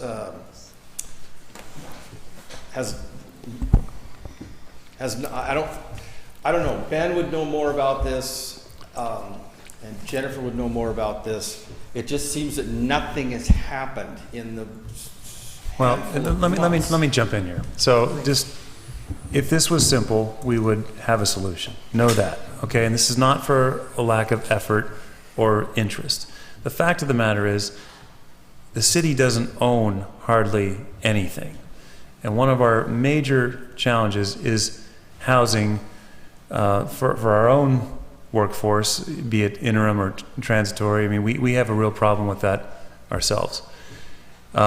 We certainly want to be helpful and are helpful, and the amount of time that Jen has expended on this, and I've expended, and Wayne and numerous other people, I mean, it's not for lack of trying. It's just going to be a slow process, and there is no simple magic bullet because the city doesn't own any property. It's divided between basically the Island Company, who is no longer in partnership in this project, and that's an important thing to remember because 75% of the private property in Avalon is owned by the Island Company, and they are not participating in the project. I'm not throwing them under the bus, I'm just simply stating a fact. So that you've just eliminated 75% of town. So then that leaves you with the Conservancy, and I believe that they are interested, but they also are a conservancy. So they're worried about things that need to be, they want this to be consistent with their mission, and they want to humanely treat the animals and have them in an environment that meets their standards, and so they're not willing to just simply, and I understand why, slap up some chicken wire and some 2x4s and call it a day. So we had a departure of a high-profile executive from the Conservancy, Mr. Joe Calla, who was very involved in this. He's no longer here. So, we don't have answers to all these issues, but certainly it's not for a lack of trying. I wouldn't say that the city doesn't care or that we're not interested. It's unfair. It's been very tough, and under the arrangement that was in existence when I got here, it was not sustainable. We were spending at that time $120,000 a year on the bird program and providing housing at no cost and 100% transportation reimbursement, which is not, I'm sorry folks, I mean the budget presentation is coming later on in the agenda, but find that for me in our budget such that it makes sense. It does not. And that's why we scaled back to the arrangement that we have. So I think we've made some terrific progress. We need to acknowledge that. I mean, really, Jen and Sana have gone out and on their own. It's not their business, okay? I think this is important to recognize. They went out there and basically acted as Mr. Post's agent and drummed up interest so that we could fill that void. I mean, that needs to be celebrated and acknowledged, not beaten down saying that, we haven't done anything, you don't care, you're letting this program stagnate. No, it's not what's happening. It's kind of like some of the other challenges we have here on the island. If it was simple, we would have already figured this out, we would have resolved it. But we have scarcity of space and to a degree, some willingness to provide some of the essentials. So, that needs to be said. Thank you. But what I would say is council can give direction on addressing some of the requests that Mr. Post has. What the immediate question is here is we have 2 months of $2,200 each where he worked, wasn't paid. So does the council want to pay for those past services and make up the difference right now in terms of the service that currently there's a hole lacking each month because we couldn't get sponsors. So if we can deal with the financial compensation for the 3 days of service, we could at least get that issue resolved. And then the contract can always be amended. We can always add additional services if we resolve it, or if council gives us direction. The immediate thing we need to decide is whether he's going to get paid for work that he's done in the past that we didn't have the third party pay for, and the gap that he has right now in what he's willing to agree. And he said, I'll do it for this for 3 days. And tonight we're asking for you to, your authorization to spend that money to make them whole. No, I understand that. Question I have, the agreement, if we're going to have to rewrite the contract, I don't feel comfortable writing a contract with listing a bunch of people who are willing. I mean, why are we responsible for them? Well, It concerns I me a can speak to little. that. We're not necessarily responsible for it, but I think this is a terrific demonstration of how committed to the program we are. Right. On our own, we thought this was of value, and so we, Jen, and a private individual, Sana Hernandez, and Wayne and some other folks took it upon themselves to try to solicit and drum up support for it. Right. No, I think that's beautiful, but I guess I'm just feeling a little uncomfortable. And these people have committed, but we're committing for these third parties. Well, the And contract is the reads money that we're gonna- not liable for. Neither the chamber nor the city is liable for a shortfall. And this that's- money will come to us and we will cut him a check? Yeah, we can. Is that what the arrangement would I be? think We're playing as bookkeeper? Okay. Well, right, we haven't done that previously, and it would probably be my recommendation that we do not do that. We're not liable for the other party that doesn't end up paying. Right, okay. Can I back up some? Rocky said during this presentation there that the program as it exists today is inefficient. It's $550 an hour for a bird to fly. And I think we need to resolve the other issues before, we don't want to stress the birds. I don't know that we're getting that much bang for our $550. And what would be the hassle with suspending the program for 4 to 6 weeks while we solve the other problems? It's gonna, in my opinion, suspending the program is once again another start and stop, which from the falconry end of it is tough. These programs need to get up and running and hopefully keep running. Is putting the bird in the air for an hour and affect the program? That's not what I'm talking about right now. What I'm talking about is these programs work best if you could make a seamless transition from one contract expiring to another one beginning. So that's all happening, but the birds are continuing to do their daily routine of sorts. They're flying and they're in shape and they've adjusted their food and their weight and everything is all dialed in. It's very sensitive. To stop them, it changes their their physiology just changes dramatically. They're in a new environment, their diet has to change, their weight has to change, there's a whole bunch of things that have to change. So it's what I want to avoid, and I wanted to avoid that from the beginning here.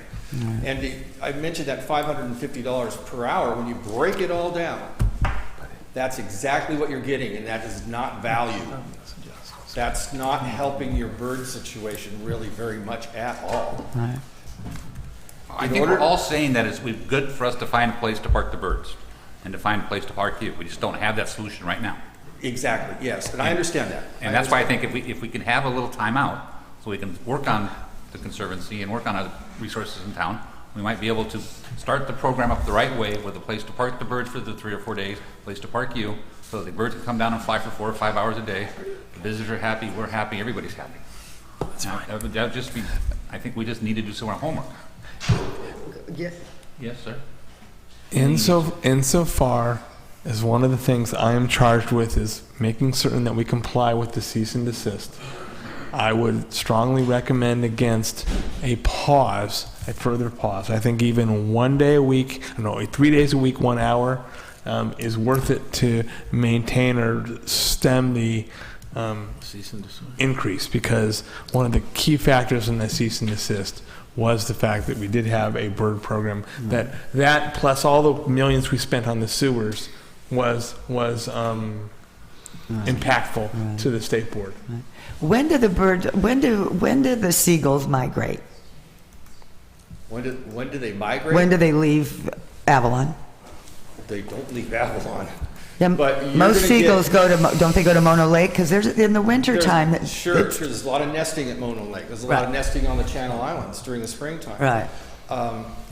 There's the influx of gulls in December and January as a result of the squid run, which is really a big deal. Yeah. But in the wintertime, you're going to see more birds. You're going to see more gulls in the area than you will in the summertime. The summertime, the ones that are here are the ones that drive us crazy. Okay. They're the ones that are imprinted on the French fries. Okay. And the people are. But with here's what we found out with the falcons here and the falcons flying and me working. It doesn't matter if every kid that gets off of the cruise liners feeds the gulls. It doesn't matter, because the gulls are not going to be coming in to eat the fries. They're not going to have this dive bombing on the visitors thing going on. Falcons flying every day like I did when I first got here. You didn't see the ravens downtown. You didn't see the gulls coming in and feeding, like stealing people's sandwiches and all that stuff you hear about. That wasn't going on. And the water was clean. Okay. All right. You ready for a motion? How many hours a day do we get the birds? If you're here 3 days a week, how many hours a day will the birds be on the beat? If I'm physically here and the birds are physically here, I start at dark 30 in the morning, and I fly the beaches before it's even really light. I fly with training and other birds during the day periodically, and you guys have seen me down there. And then in the evening before at dusk, I'm always down there flying then too. So I kind of saturate the area. Okay, because that's what we're talking about here, right? Right now, he's only flying 1 hour a day. Okay, but we're talking about stepping it up to 3 days a week, and the issue here is place for the birds, place for Rocky, and possibly some transportation. Correct? To start. That would be nice. Yeah, it would be. Okay, and then Scott, if he is a contractor on our shift, and wouldn't it be the goodwill of the city to try to make up for if somebody backed out or didn't do what they were supposed to do, regardless of if it was our fault or not, which it wasn't in this case. Somebody didn't come up with the 2,200, and they let us know they're not going to be able to support it. You did the work, knowing that you couldn't. You may or may not get paid. Correct? So I was under the impression I was going to get paid. You were, okay. So with that said, you did it for the city of Avalon. You did the work for us. I don't think I'd feel very good if we didn't try to recoup at least some of that money, at least half of it, to him. That that he worked for, at least, you know. That would work for me, but, and I would suggest that, but that's all I'm gonna say until you. Other comments? I would love, I would really appreciate it if we could take the recommended actions separately. And I guess from my perspective, I have been involved to some level since the very beginning with this program, at least have the knowledge of the program from the very beginning and who's involved, who's come, who's gone, all that. And I would agree that there's been some successes with the program, but I don't believe it's the city's responsibility to run your business for you or to help determine how you're going to come up to offset the costs. I have said all along, many times in different board meetings or here at the council once before, that I believe that this needs to go out to RFP. I am not suggesting that you're not doing a good job. I'm not suggesting that you're not the right purveyor of this, but I don't feel that the city has done due diligence and gone out and looked at other options or to ensure that how this is being done is what is going to work for the city or what other options are out there. And I would have hoped during the time that I knew some things were happening that there would be further movement on some of these other programs to offset the costs associated with what it takes to run this, and have it help pay for itself at 5 days a week, not 3. So I just have, I guess that's part of the reason why I want to take you. I believe that you should be paid for the work that you've done, absolutely. But I would like to look at this going further, and I'm not so sure I feel comfortable continuing on without the city doing due diligence and going out to RFP. Is that a motion to approve staff recommendation number 2? I will make a motion to approve staff recommendation number 2, which is to pay for the services that you provided in the 2 months shortfall. Second. Public comment? Council members? Any other? Okay, call for the vote. It's item number 2 now. All ayes. Okay. Item number 1.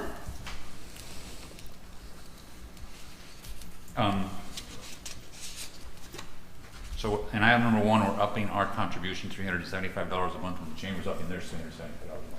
Yes. I agree with the concept of going out RFP for the next contract. I think we're in a contract now, so I'll make a motion to approve item number 1. Motion to what? Approve item number, staff recommendation number 1. Oh, okay.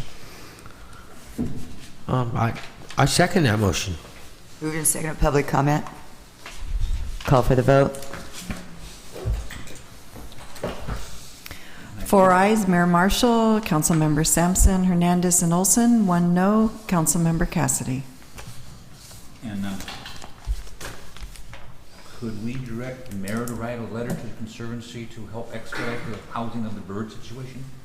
Direct the mayor? Yeah. I can't direct the mayor.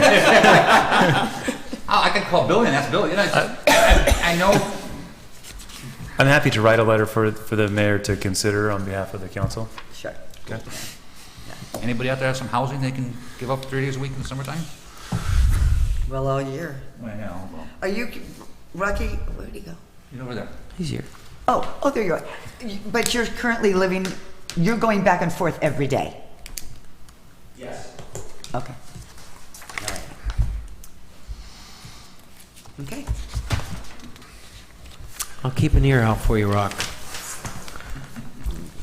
And Amanda, did you need to talk just about let's just talk real quick about the whole thing about birds and Well, the public. Jen kind of touched on it. but- We had a couple of really nice people in town come in and offer, they were going to rent Rocky a place, and they were going to allow him to build an aviary in the backyard. But unfortunately, our zoning code doesn't allow for multiple animals in the residential zones.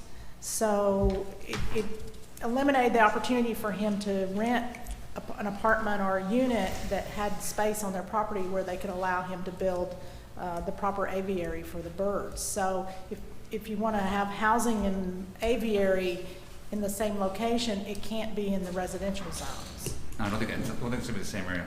I think they're going to try to. Right, just find Conservancy housing for him and another, somewhere else for the birds. And Wayne? Yeah, and I you know, this is a program the community wants. At our marketing conference 2 years ago, this was the number 2 item that business people said they wanted the chamber to participate in and make happen. So whether you go out for an RFP, or if you go out for an RFP, regardless of who responds to it, these same challenges are going to remain, regardless of who operates the birds. And for this program to be successful, from what little I know about it, I believe the falconer needs to be on the island full-time. The birds need to be here all the time, not going back and forth. Whether they're flying 3 days a week or 5 days a week, it doesn't matter. They need to be here. So we need to address a permanent solution for where we house these birds and get that solved, so whoever the falconer is can then go arrange for his own housing and deal with some of these other things and figure out a way how we all share in the cost of that. But those details need to be managed, and that needs to be figured out regardless of who's flying the birds. I absolutely agree, and that's part of the reason why I'm voting no, because we keep extending the contract. We keep going forward. We keep coming back when the contract is expired. Now, he's doing the work, which I very much appreciate, but it's not forcing us to solve the issues that we've had since the very beginning of this project. And that's what my goal is in voting no, is to push everybody involved, including Mr. Post, to move towards finding the right solutions. May I speak, Mayor? Yes, you may. Yes, we do need to find the solution. I mean, that's what we're talking about, but we need to get everybody involved. Maybe we need to reach out to the people to the companies who did back out on us. I mean, reaching out to the Conservancy is a good idea, like Mayor Pro Tem had suggested. Maybe we should reach back out to the Island Company again and ask them again if they'd like to lend a notion of goodwill towards this problem. Because when we do get our cease and desist order and the bay shuts down and they the California Water Quality Board shuts down the city of Avalon, then maybe this $20,000 a year isn't going to look so silly of a thing to spend. We're talking about a $25 million budget, and we can't afford $20,000, $40,000 on this, or one of the other other old participants in this program doesn't want to show up and help us out. I think maybe if we stress the importance to them enough, they might be able to re-enter this negotiation and this possible solution. So I do suggest that we do reach out to the Santa Catalina Island Company again and ask them once again if they'd like to participate in this program. I don't see any reason why they wouldn't. We can ask them again. The last time we met, they were pretty emphatic that this is a citywide problem, and it's a city problem. The cities should be taking care of the abatement. But it doesn't mean we can't go back to the table. Maybe the museum might be able to help us out with this as well. We can reach out to Michael DeMar or maybe one of his supporters. But I think there's a solution here, and we're going to find it. Okay. Yep. Good. Thank you. Item number 10. Do you want to take just a brief 30-second break? No, we want to go to the budget. Well, we got item number 10. We got 10 and then we'll Okay. do the budget. Yeah. Do item number 10 and then we'll move. Then take a break. Yeah, number 10. Okay, Mayor. Item number 10 is here at the request of the Mayor Pro Tem. As you recall from the last City Council meeting, there appear to be 3 City Council members with potential conflicts that may prevent them from participating in any potential appeal of the Vons project. As such, at the last council meeting, this item came before you, wherein the council could discuss and consider drawing straws, to determine who may ultimately participate. There was discussion at the last meeting, but there was no action taken, and so the Mayor Pro Tem, at his prerogative, decided to ask that this be placed on the agenda again, which is what we did.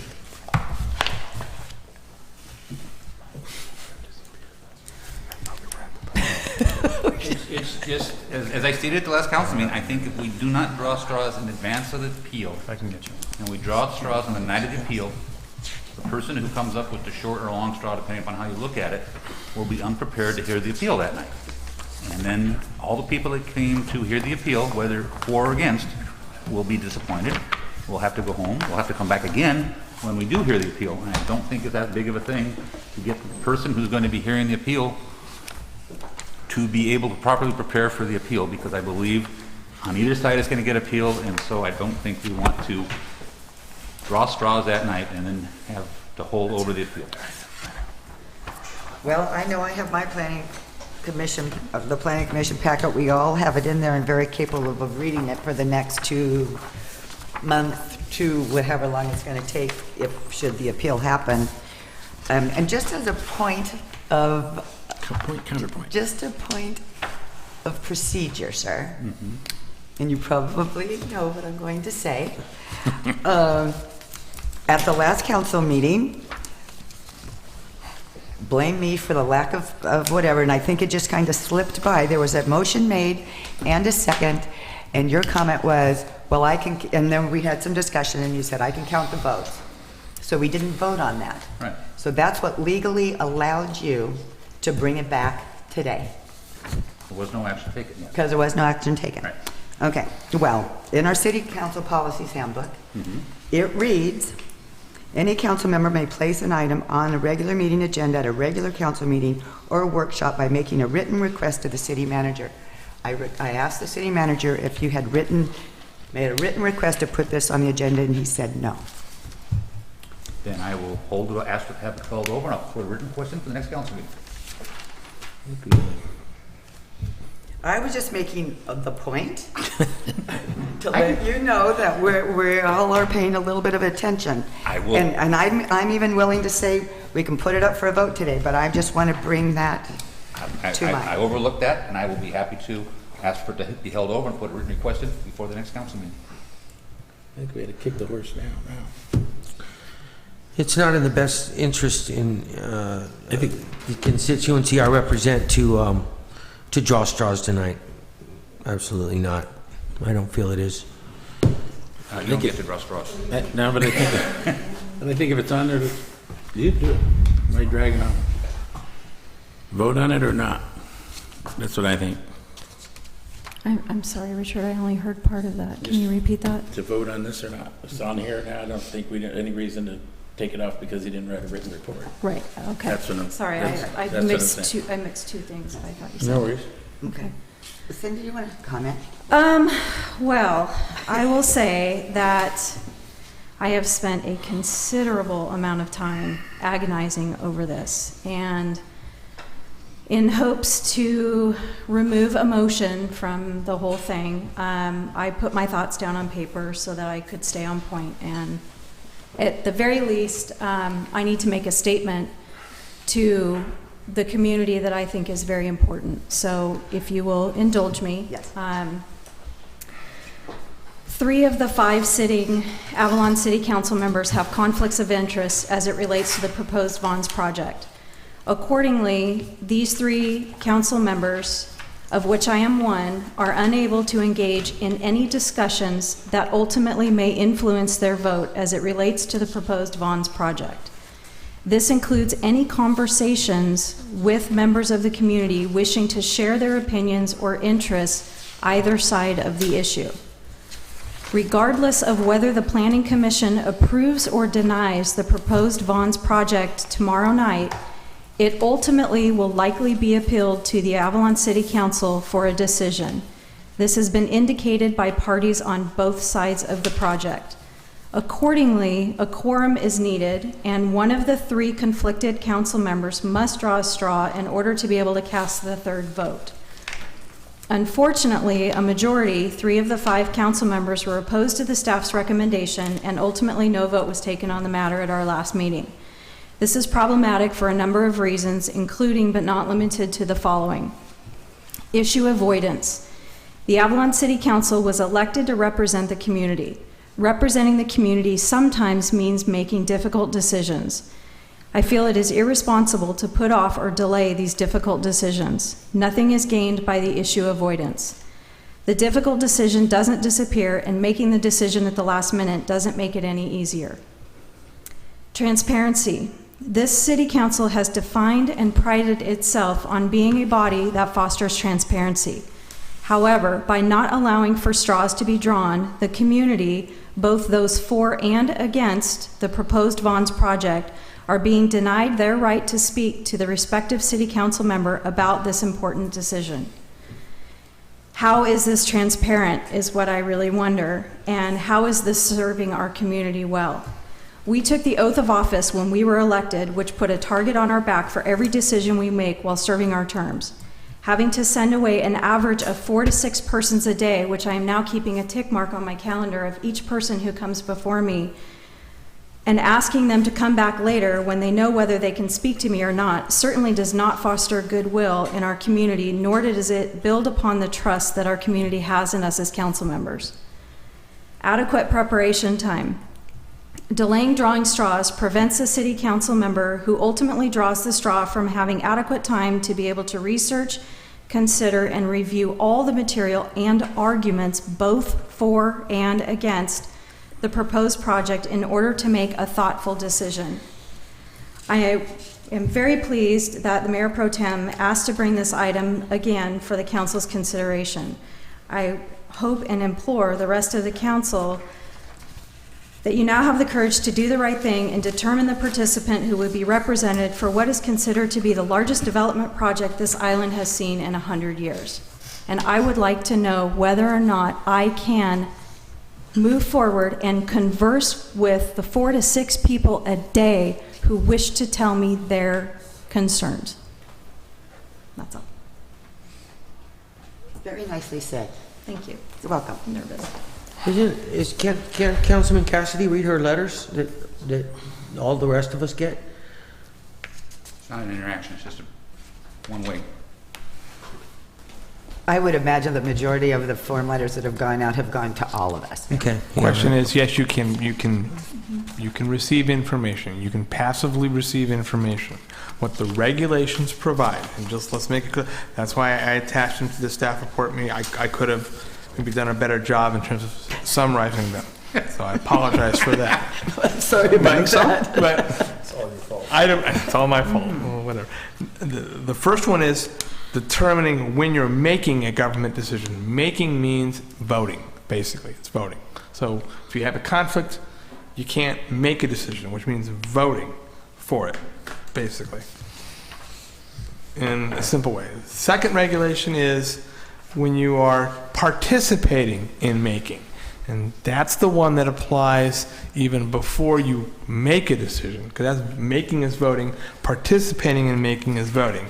And what the regulations say is that you should not be attempting to influence anyone, either staff or another council member, about the decision, or, and here's the language that, again, the state has put in, negotiates with a governmental entity or a private person regarding a governmental decision. They don't define what negotiate is. What is negotiating?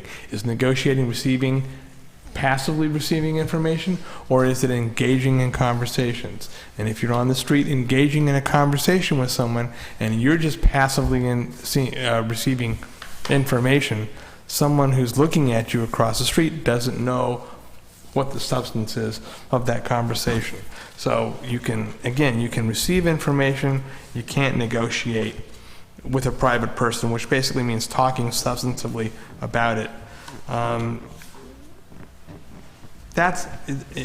Or you can't prepare any report orally or in writing about the actual decision itself. Not the process, but the actual decisions, the merits and stuff. So participating is very, very broad.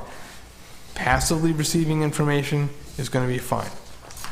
You just have to watch out about whether it's passive or it's conversational, because then that raises conflict of issue questions. And then the last one is using or attempting to use your official position. And that's basically if you have any conversation with anyone or any writing where you are attempting to influence any member, officer, employee, or consultant of the agency.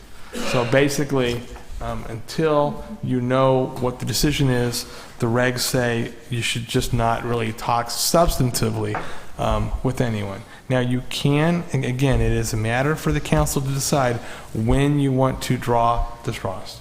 Okay, that's your decision. And so I'm just putting it out there that until that decision is made, until the three are chosen, because there are three with conflicts of interest, I caution you about having conversations, committing, taking any action to attempt to influence or participate. And so it's easy. The best thing is if you would decide that you'll draw straws later, even up to the date of the actual vote, whenever the appeal is heard. What I would urge you then to do is to read as much material as possible. You shouldn't be coming to the Planning Commission meeting. You can definitely watch the Planning Commission as part of your record to get a sense of what goes on. And then be prepared at that meeting to ask questions of the applicants and the citizens at the meeting. You have to wait until then. That's doing a lot of work the night, but again, you can decide. And I think the other view is that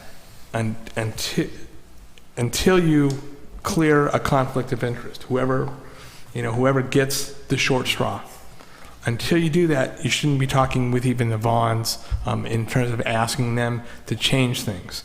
Asking them, you know what, maybe this project would be good if you could maybe add 3 or 4 more solar panels or stuff. You can't have those type of conversations until the night of the meeting. And it can be a long meeting, we're all fine with that.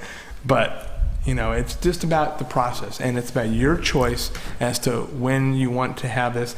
My role here is to make certain that whatever the decision is done properly, without predeterminations and without subjecting yourselves to allegations that somehow you have a conflict or you should have done something before the actual vote. So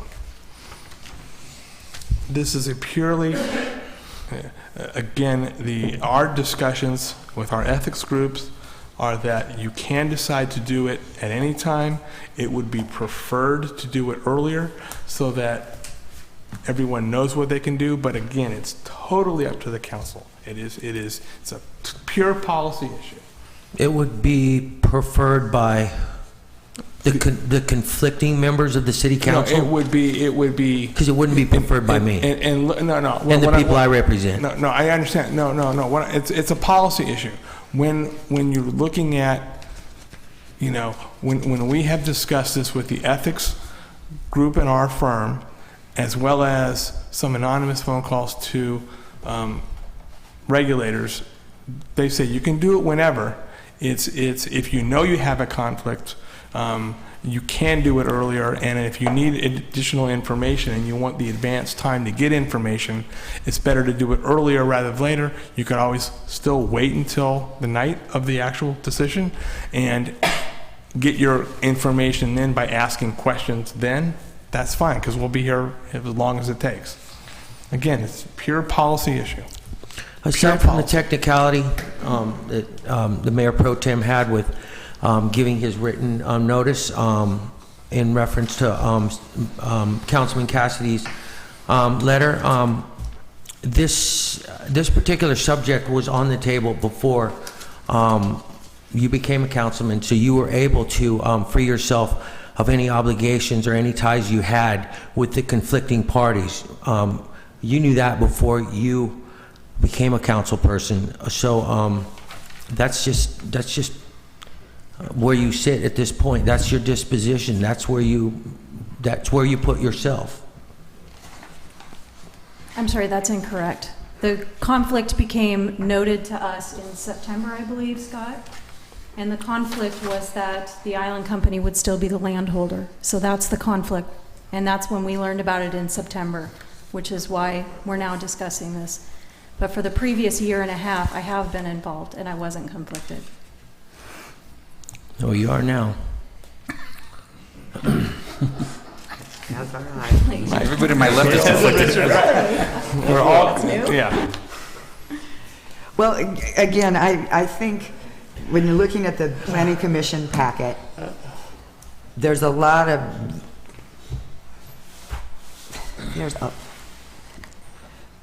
information. And with mitigation issues and everything under the sun, and I mean everything. And so I think I have adequate information and enough information to read to keep me busy. In terms of conversation with the community, I understand someone can come up to me and say something, and I can then say, I'm not able to, thank you for your opinion, but I'm not able to discuss this. I don't have a problem doing that. And so I'm just, we can have more discussion, or somebody can call for the vote. Some audience. Oh, and does the audience want to comment? Good, Lisa. I think maybe the part that I was not quite so eloquent in putting forward that I think Cindy touched on. One is that, yes, all of us, when we choose to go into these offices, automatically have bullseyes on our back, and I think we all know that. So I think that's not even assumed, that's known. But I think that you all had discussions, and you've set up study sessions, and you've done all these things to try to be proactive, and you have a city manager and a city attorney trying to be proactive on your behalf, and you're not quite getting to the proactive part of this decision, where the decision to draw straws does not change. The percentage doesn't change if you do it before the event or after the event. If the event doesn't come to an appeal, the drawing of straws does not require that you still have to talk about it or do anything about it. It is simply a means to be able to let the public talk to you. It is a means for them to not have to say, oh, I can't talk to you, oh, I can't talk to you, oh, I can't talk to you, I can't find them, who do I talk to? So I think maybe consider that aspect of it, being proactive. I'm not sure why your constituents are so against it, Joe. If you have any insight into that, I would love to hear it, because it doesn't really impact the outcome one way or the other. It just makes their ability to talk to other council members and get their word heard more quickly and more efficiently happen faster. So that's my 2 cents. Thanks. Well, again, they can talk to us. We just can't talk back. They can talk to us. And again, that's a really challenging way to have a discussion. However, how are they going to know until I have read all of this, which is weeks down the line, what I even think? Because I don't have an opinion yet. So they can talk to me, and that's fine, because there's been no opinion. Yeah. And so what? Then you only end up talking to people who think they agree with the way you're thinking? That seems to be the way things work. But I don't think that's... So again, they can talk to me all they want, and they just won't know my opinion. Wayne Griffin, 398 Wrigley Road. Hi, Wayne. To me, the difference is this. On an issue where none of you are conflicted, people in the community could approach you and ask you how you feel about the issue, and maybe enter into a dialogue with you and maybe try to present facts to you to get you to change your mind. I think all we're trying to do is to ask you to give us the same opportunity on this issue where 3 of you are conflicted. And so right now, you're denying us that opportunity by not drawing straws, by not letting us know who are the 3 that are going to hear an appeal if one is filed, you're denying the voters of Avalon the opportunity to engage in two-way conversation with you. And if none of you were conflicted, we would have that ability. So I'm one of the proponents of, I'd like to know if an appeal is filed, which of the three of you are going to be the ones that are going to decide that? Yeah, I know you two are, but I'd love to know which one of you three is going to sit on that panel. And I think it's unfair to the voters of this town to wait until the day the decision's going to be made and deny us the opportunity to have that two-way dialogue with you.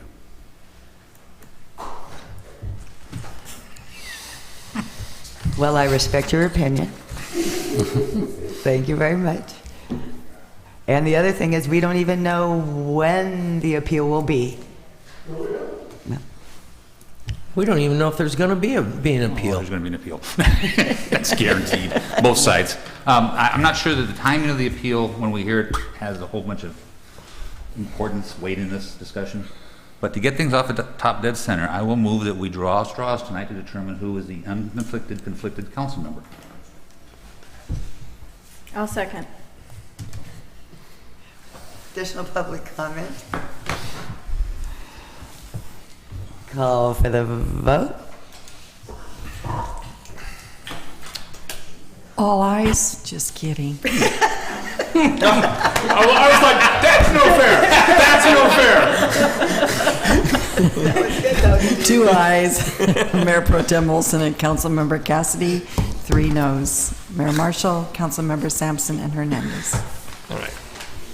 Okay. Thank you very much. And next we are Taking a break. taking a break. Before we go to budget?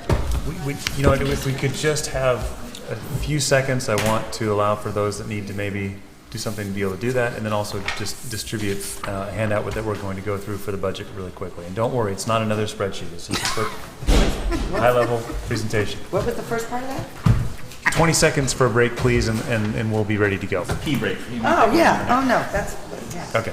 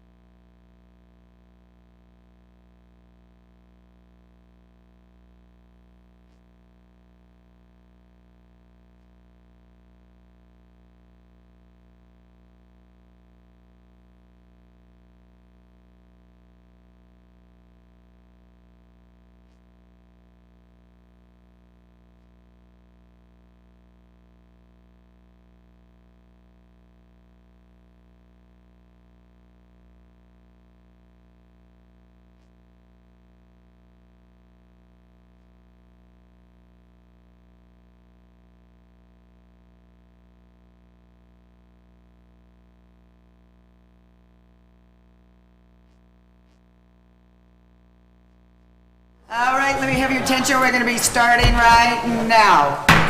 We're back from a lovely break. City budget. Okay, well, we're getting a lot of requests to spend a lot of time and go. I'm just kidding. Again? You're not as funny as Denise. Dinner will be served at 11. No, Mayor and Council, we have gone through the proposed budget several times.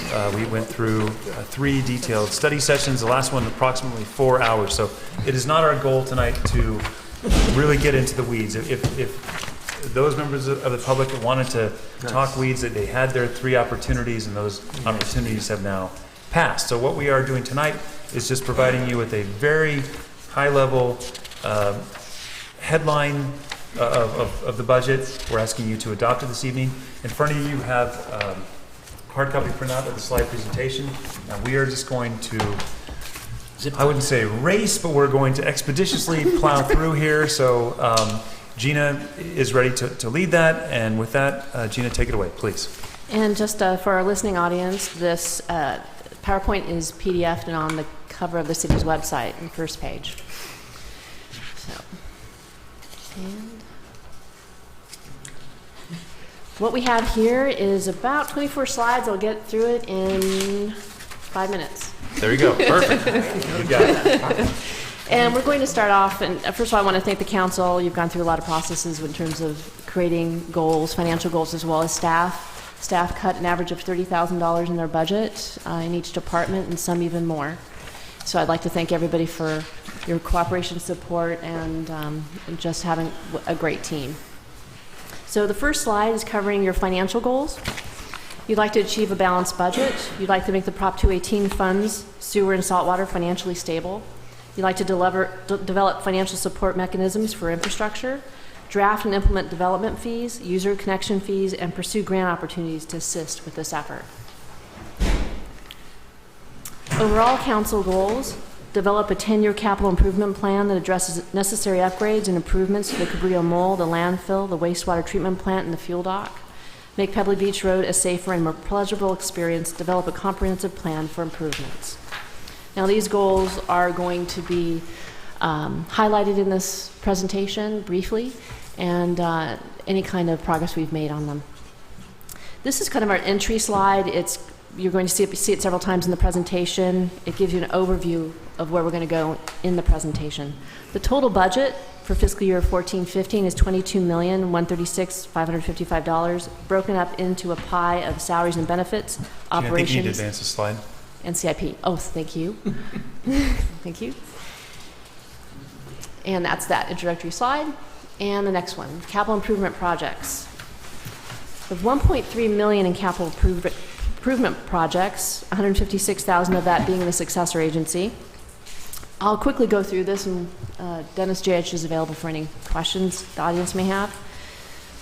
We are including in the budget freshwater resources for $20,000, water-related expertise for $50,000, Pebbly Beach rockfall protection. Again, that's a chain link fencing for $156,000 in successor. Capital improvements continued. Sewer infrastructure. Sewer improvements of $150,000. SCADA flow sensors for $5,000. SCADA for a wastewater treatment plant for $50,000. A generator transfer switch for $15,000. Thickener pump for $19,000. Dumping station for $25,000. For saltwater infrastructure improvements, valves and fittings, $75,000. Electrical panel for $125,000.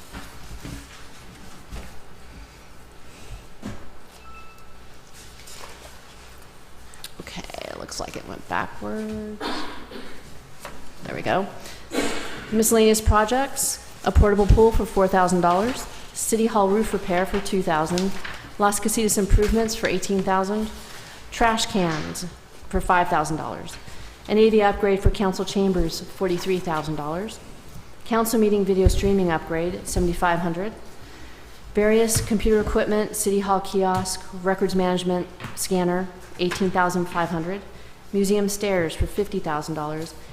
Vehicle replacement, a code enforcement public service vehicle for $15,000.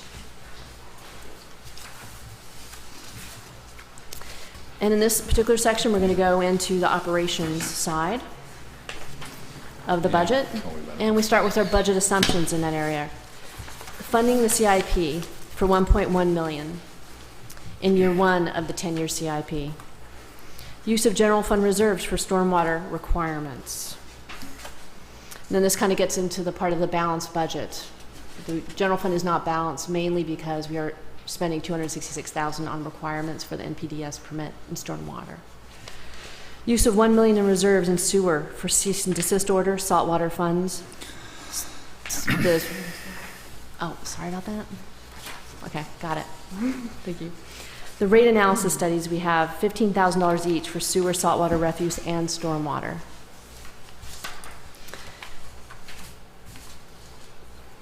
Staff will pursue additional revenue sources for all infrastructure for future years. We've included a continuation of the eCivis grant database service and additional monies to lobby for state assistance. We have overall a spendable fund balance, a decrease of $569,000 from $9.3 million at the beginning of the year to $8.7 million at the end of the year, and these are our savings accounts.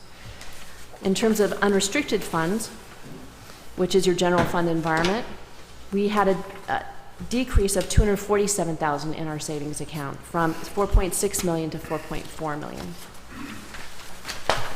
Additional budget assumptions are we've implemented rather conservative revenue projections, proposed a 2% cost of living adjustment for non-management employees.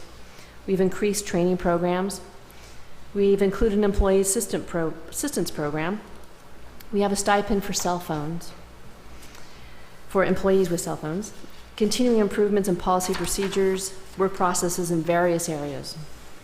And this includes a cost allocation plan and miscellaneous fee study.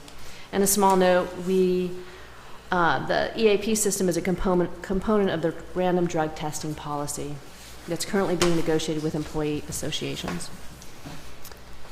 Now, the next slide is the infamous bucket slide, and it basically shows the framework of governmental accounting and budgeting. And basically what this means is that we are restricted in terms of how we spend a dollar. The general fund is unrestricted, we can spend it on anything, but these other buckets with grant monies, proprietary funds related to harbor funds can be restricted. And this is just an illustration. So now we're going to move into the composition of our revenue. Overall revenue is $21.5 million. And you have last year's total budget adopted and current year proposed total budget. The difference, I've broken this out in order to show that revenues have generally increased overall. The other revenue section includes monies for Lower Terrace in the prior adopted budget. So when you look at it overall, we have a $375,000 increase. Again, I conservatively budgeted for revenues. Did not take off on tourist-related revenues at this time. We're going to wait for mid-year for that. The general fund, the difference there is the the sale of Metropole in the prior year budget. And that's the largest difference there. If you have any questions, feel free to let me know on this slide. I'll just keep on moving. Oh, pie chart. Lots of pie charts. Yes, another one. And this is a snapshot of the general fund revenue at $7.3 million. We've got TOT, the largest, at $4.3 million. This is $205,000 higher than the adopted amount last year. And this is where I'm being conservative. In 13-14, we actually have $145,000 more in revenue than what I'm budgeting right here. I'm just waiting and seeing how we do with the water situation in tourism. So at mid-year, hopefully, that will change. Sales tax, admissions tax. We have additional admissions tax in the harbor fund. Charges for services are franchise fees, ambulance fees, and recreation fees. Other includes intergovernmental revenue, like your motor vehicle license fees, licenses and permits, our planning fees. Again, another area I've been conservative. We had $564,000 in license and permits revenue estimated so far. And we're going to wait till mid-year to take a look at that again. Property tax, this is the one that I believe will come down significantly, probably to $200,000, and we're currently looking at that with our with HDL. And miscellaneous revenues for $47,000. And briefly, this gives you a kind of like a historical view of revenues since 2008. And what you'll see here is the one-time revenue we've received over that period of time. Sale of property, successor agency revenue that we've received are actually state dissolution revenue. And that has been received in the general fund. But we've pretty much remained consistent with our base revenues. Again, you can see my conservative revenue projection at $7.34 million. Moving to Harbor Fund revenue, $6.1 million. Wharfage is $3.4 million, the largest revenue in that fund. It has increased to over $200,000. Harbor service charges at $1.3 million. Pier and Tide rentals, conservative estimate at $450,000. Harbor use fees, $310,000. And all others, mooring permits, admissions tax, that portion received in the harbor area. Harbor transfer fees, I can tell you we've already received that amount. If anybody sells any more, we'll increase that at mid-year. And other revenues. Total budget by department. We're going to look, now those buckets are changing into departments. This is a small city, so a lot of responsibility is in key departments. So we'll budget things like lower terrace or stormwater, sewer, saltwater, refuse in city administration, because that's where it's managed. You have, as you can see, the prior year budget was higher than the current year budget by department. As we move down, finance has an increase. I did put in our Falls Canyon toxic one-time expenditures that are related to insurance. And so that's the reason why it's up. As we continue to move through community promotion, the chamber will see an increase due to the increasing TOT. 22% of that is sent to the chamber. City attorney is decreasing quite a bit from $650,000 down to, I believe, once successor agency payments are taken out, it would be as close to $390,000 once we're done with the year. And that's an estimated budget. You'll see recreation has a cut. Again, all the departments contributed in this budget cutting process. Code enforcement, there's a shift up in there. We removed expenditures, animal Humane Society contribution, as well as a portion of Dudley's time in the overhead fund to the traffic safety fund. So you'll see a slight increase there. Okay. Okay. Maybe I'm just going to skip a slide. Okay. Okay. Total expenditures. And this gets into a comparison, that exact slide we just saw by department with the prior year comparison. And you'll see the reductions overall, $1.8 million, and the decreases. Going on down, Harbor last year had $500,000 budgeted for reserve for the Cabrillo Mall and fuel dock projects. So that went down by $500,000. We had various personnel changes. We're going to see reductions there overall. And adjustments, decreases in budgeted amounts for, in the case of planning and building, for MTA. And the adjustment for finance, in terms of toxic insurance for Falls Canyon, and city attorney going down. Again, that $498,000 will go down even more due to a $95,000 reimbursement payment within the successor fund for those activities. And as you can see, the code enforcement shift up by $70,000. Just a transfer of activities. Okay. General fund expenditures. A graphic of general fund, which has your fire, sheriff, chamber, public works related to general fund, not sewer, planning, recreation, storm drain, $266,000. That's a significant increase over the prior year due to the increasing requirements of the NPDES permit, and that's ongoing at this time. Non-departmental, $261,000. That is class comp payments, $55,000 for that study, $45,000 for cost allocation, records management, and HR and project management services. City infrastructure, $173,000. That's museum stairs, AV chamber improvements, city hall repairs, and water-related expertise. General fund expenditure comparison, and I covered all the angles, so you see last year and this year related and the change. Again, most of these are adjustments down, some overhead costs decreased, as well as personnel adjustments. And yet you see the trends are storm drain has increased significantly in terms of the contribution from the general fund. And let's keep on continuing. If you have any questions, feel free to slow me down.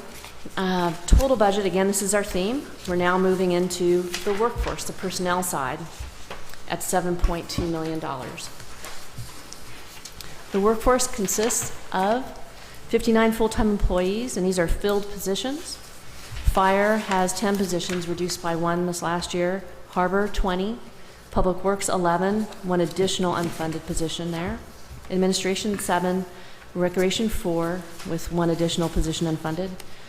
Finance has 4, and planning has 3 positions.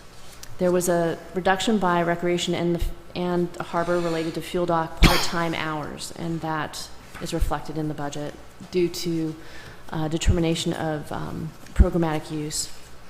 The classification and compensation study is in progress, and the budget includes increased training for customer service and supervisory training. Looks like I have budget twice in that. Okay. Salary and benefits. This breaks it down into its various buckets. Labor at $4.1 million, or 57%. That's salaries at full time. Labor part time, $391,000. Health insurance, $933,000. Workers' comp, $265,000, and there's a significant decrease from the prior year on that. We've received lower rates. Then you have the retirement pie, a pull out. In there is PERS as well as Social Security. So city employees receive both. And that total is $1.4 million. The miscellaneous includes unemployment insurance, uniforms, or cleaning expense, and a cell stipend. Salary and benefit comparison. And this breaks it out into a comparison to the prior year adopted budget. And like I said earlier, there's more or less a shift in the cost of personnel between the 2 fiscal years. And the one I want to point out is retiree health. That is, we're going to bring this to you most likely in the spring, a discussion on our payments to the retirees regarding their health insurance. It's called OPEB. And this is going to be increasing. Currently, we're pay-as-you-go. We're not making any payments to reduce future expense. So overall, the salaries and benefits have decreased by $361,000. And I think I made it less than 5 minutes, maybe. Next, financial actions. Continue updating capital improvement, 10-year plan. Identify revenue sources for sewer and saltwater, Prop 218 funding to preserve general fund reserves. Begin 15-16 budget process. Finalize city council goals, phase 2. Provide updates on contractual services. Bring to you for your approval, GAN limit and investment policy update. Finalize 13 and 14 financials. Provide financial historical review, mid-year update, and financial forecast, and a presentation of financial policies. And that concludes the presentation for 14-15 budget. A couple good things. First off, Scott, you notice that we're numbered? She numbered her pages. The last PowerPoint I gave, they were numbered. No. And I'd also like to And in compliment color. whoever's copied this, they did it in black and white, not in color, which we had the What's color GAN slide. limit?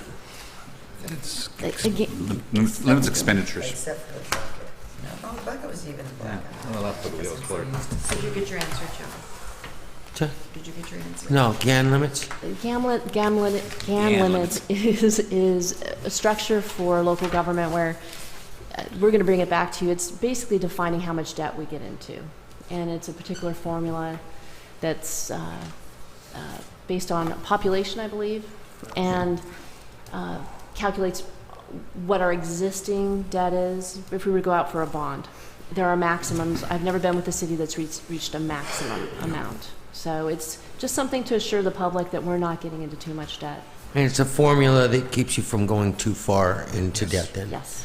And investment policy update is, what kind of investments are we talking about? Well, currently, our investments are very, very conservative. It's similar to money market, and it's in the state investment pool. So it's investment policies are required to bring this forward, due diligence to identify how safe the investment is, to make sure you're not investing inappropriately and putting the public's funds at risk. So it's brought to your approval for your review and updated every year. Okay.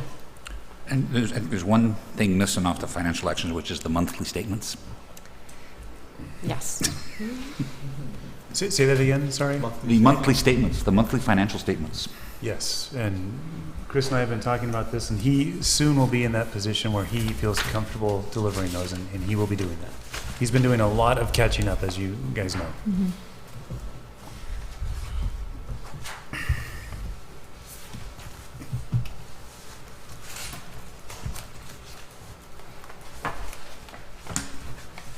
So I guess with that, we probably would ask if you would consider adopting your proposed budget. No, I'm going to go over all these again. I was just trying to formulate something, but most importantly, I just want to say, Jeannie, you've done a remarkable job in all of our budget study sessions and everything, and I appreciate all the time and effort and energy you've put into getting us to this point. Nicely done. I'd like to move staff recommendations that the City Council adopt the 2014/15 fiscal year budget resolution, including the operating budgets, capital improvements, and the cost of living adjustment resolution.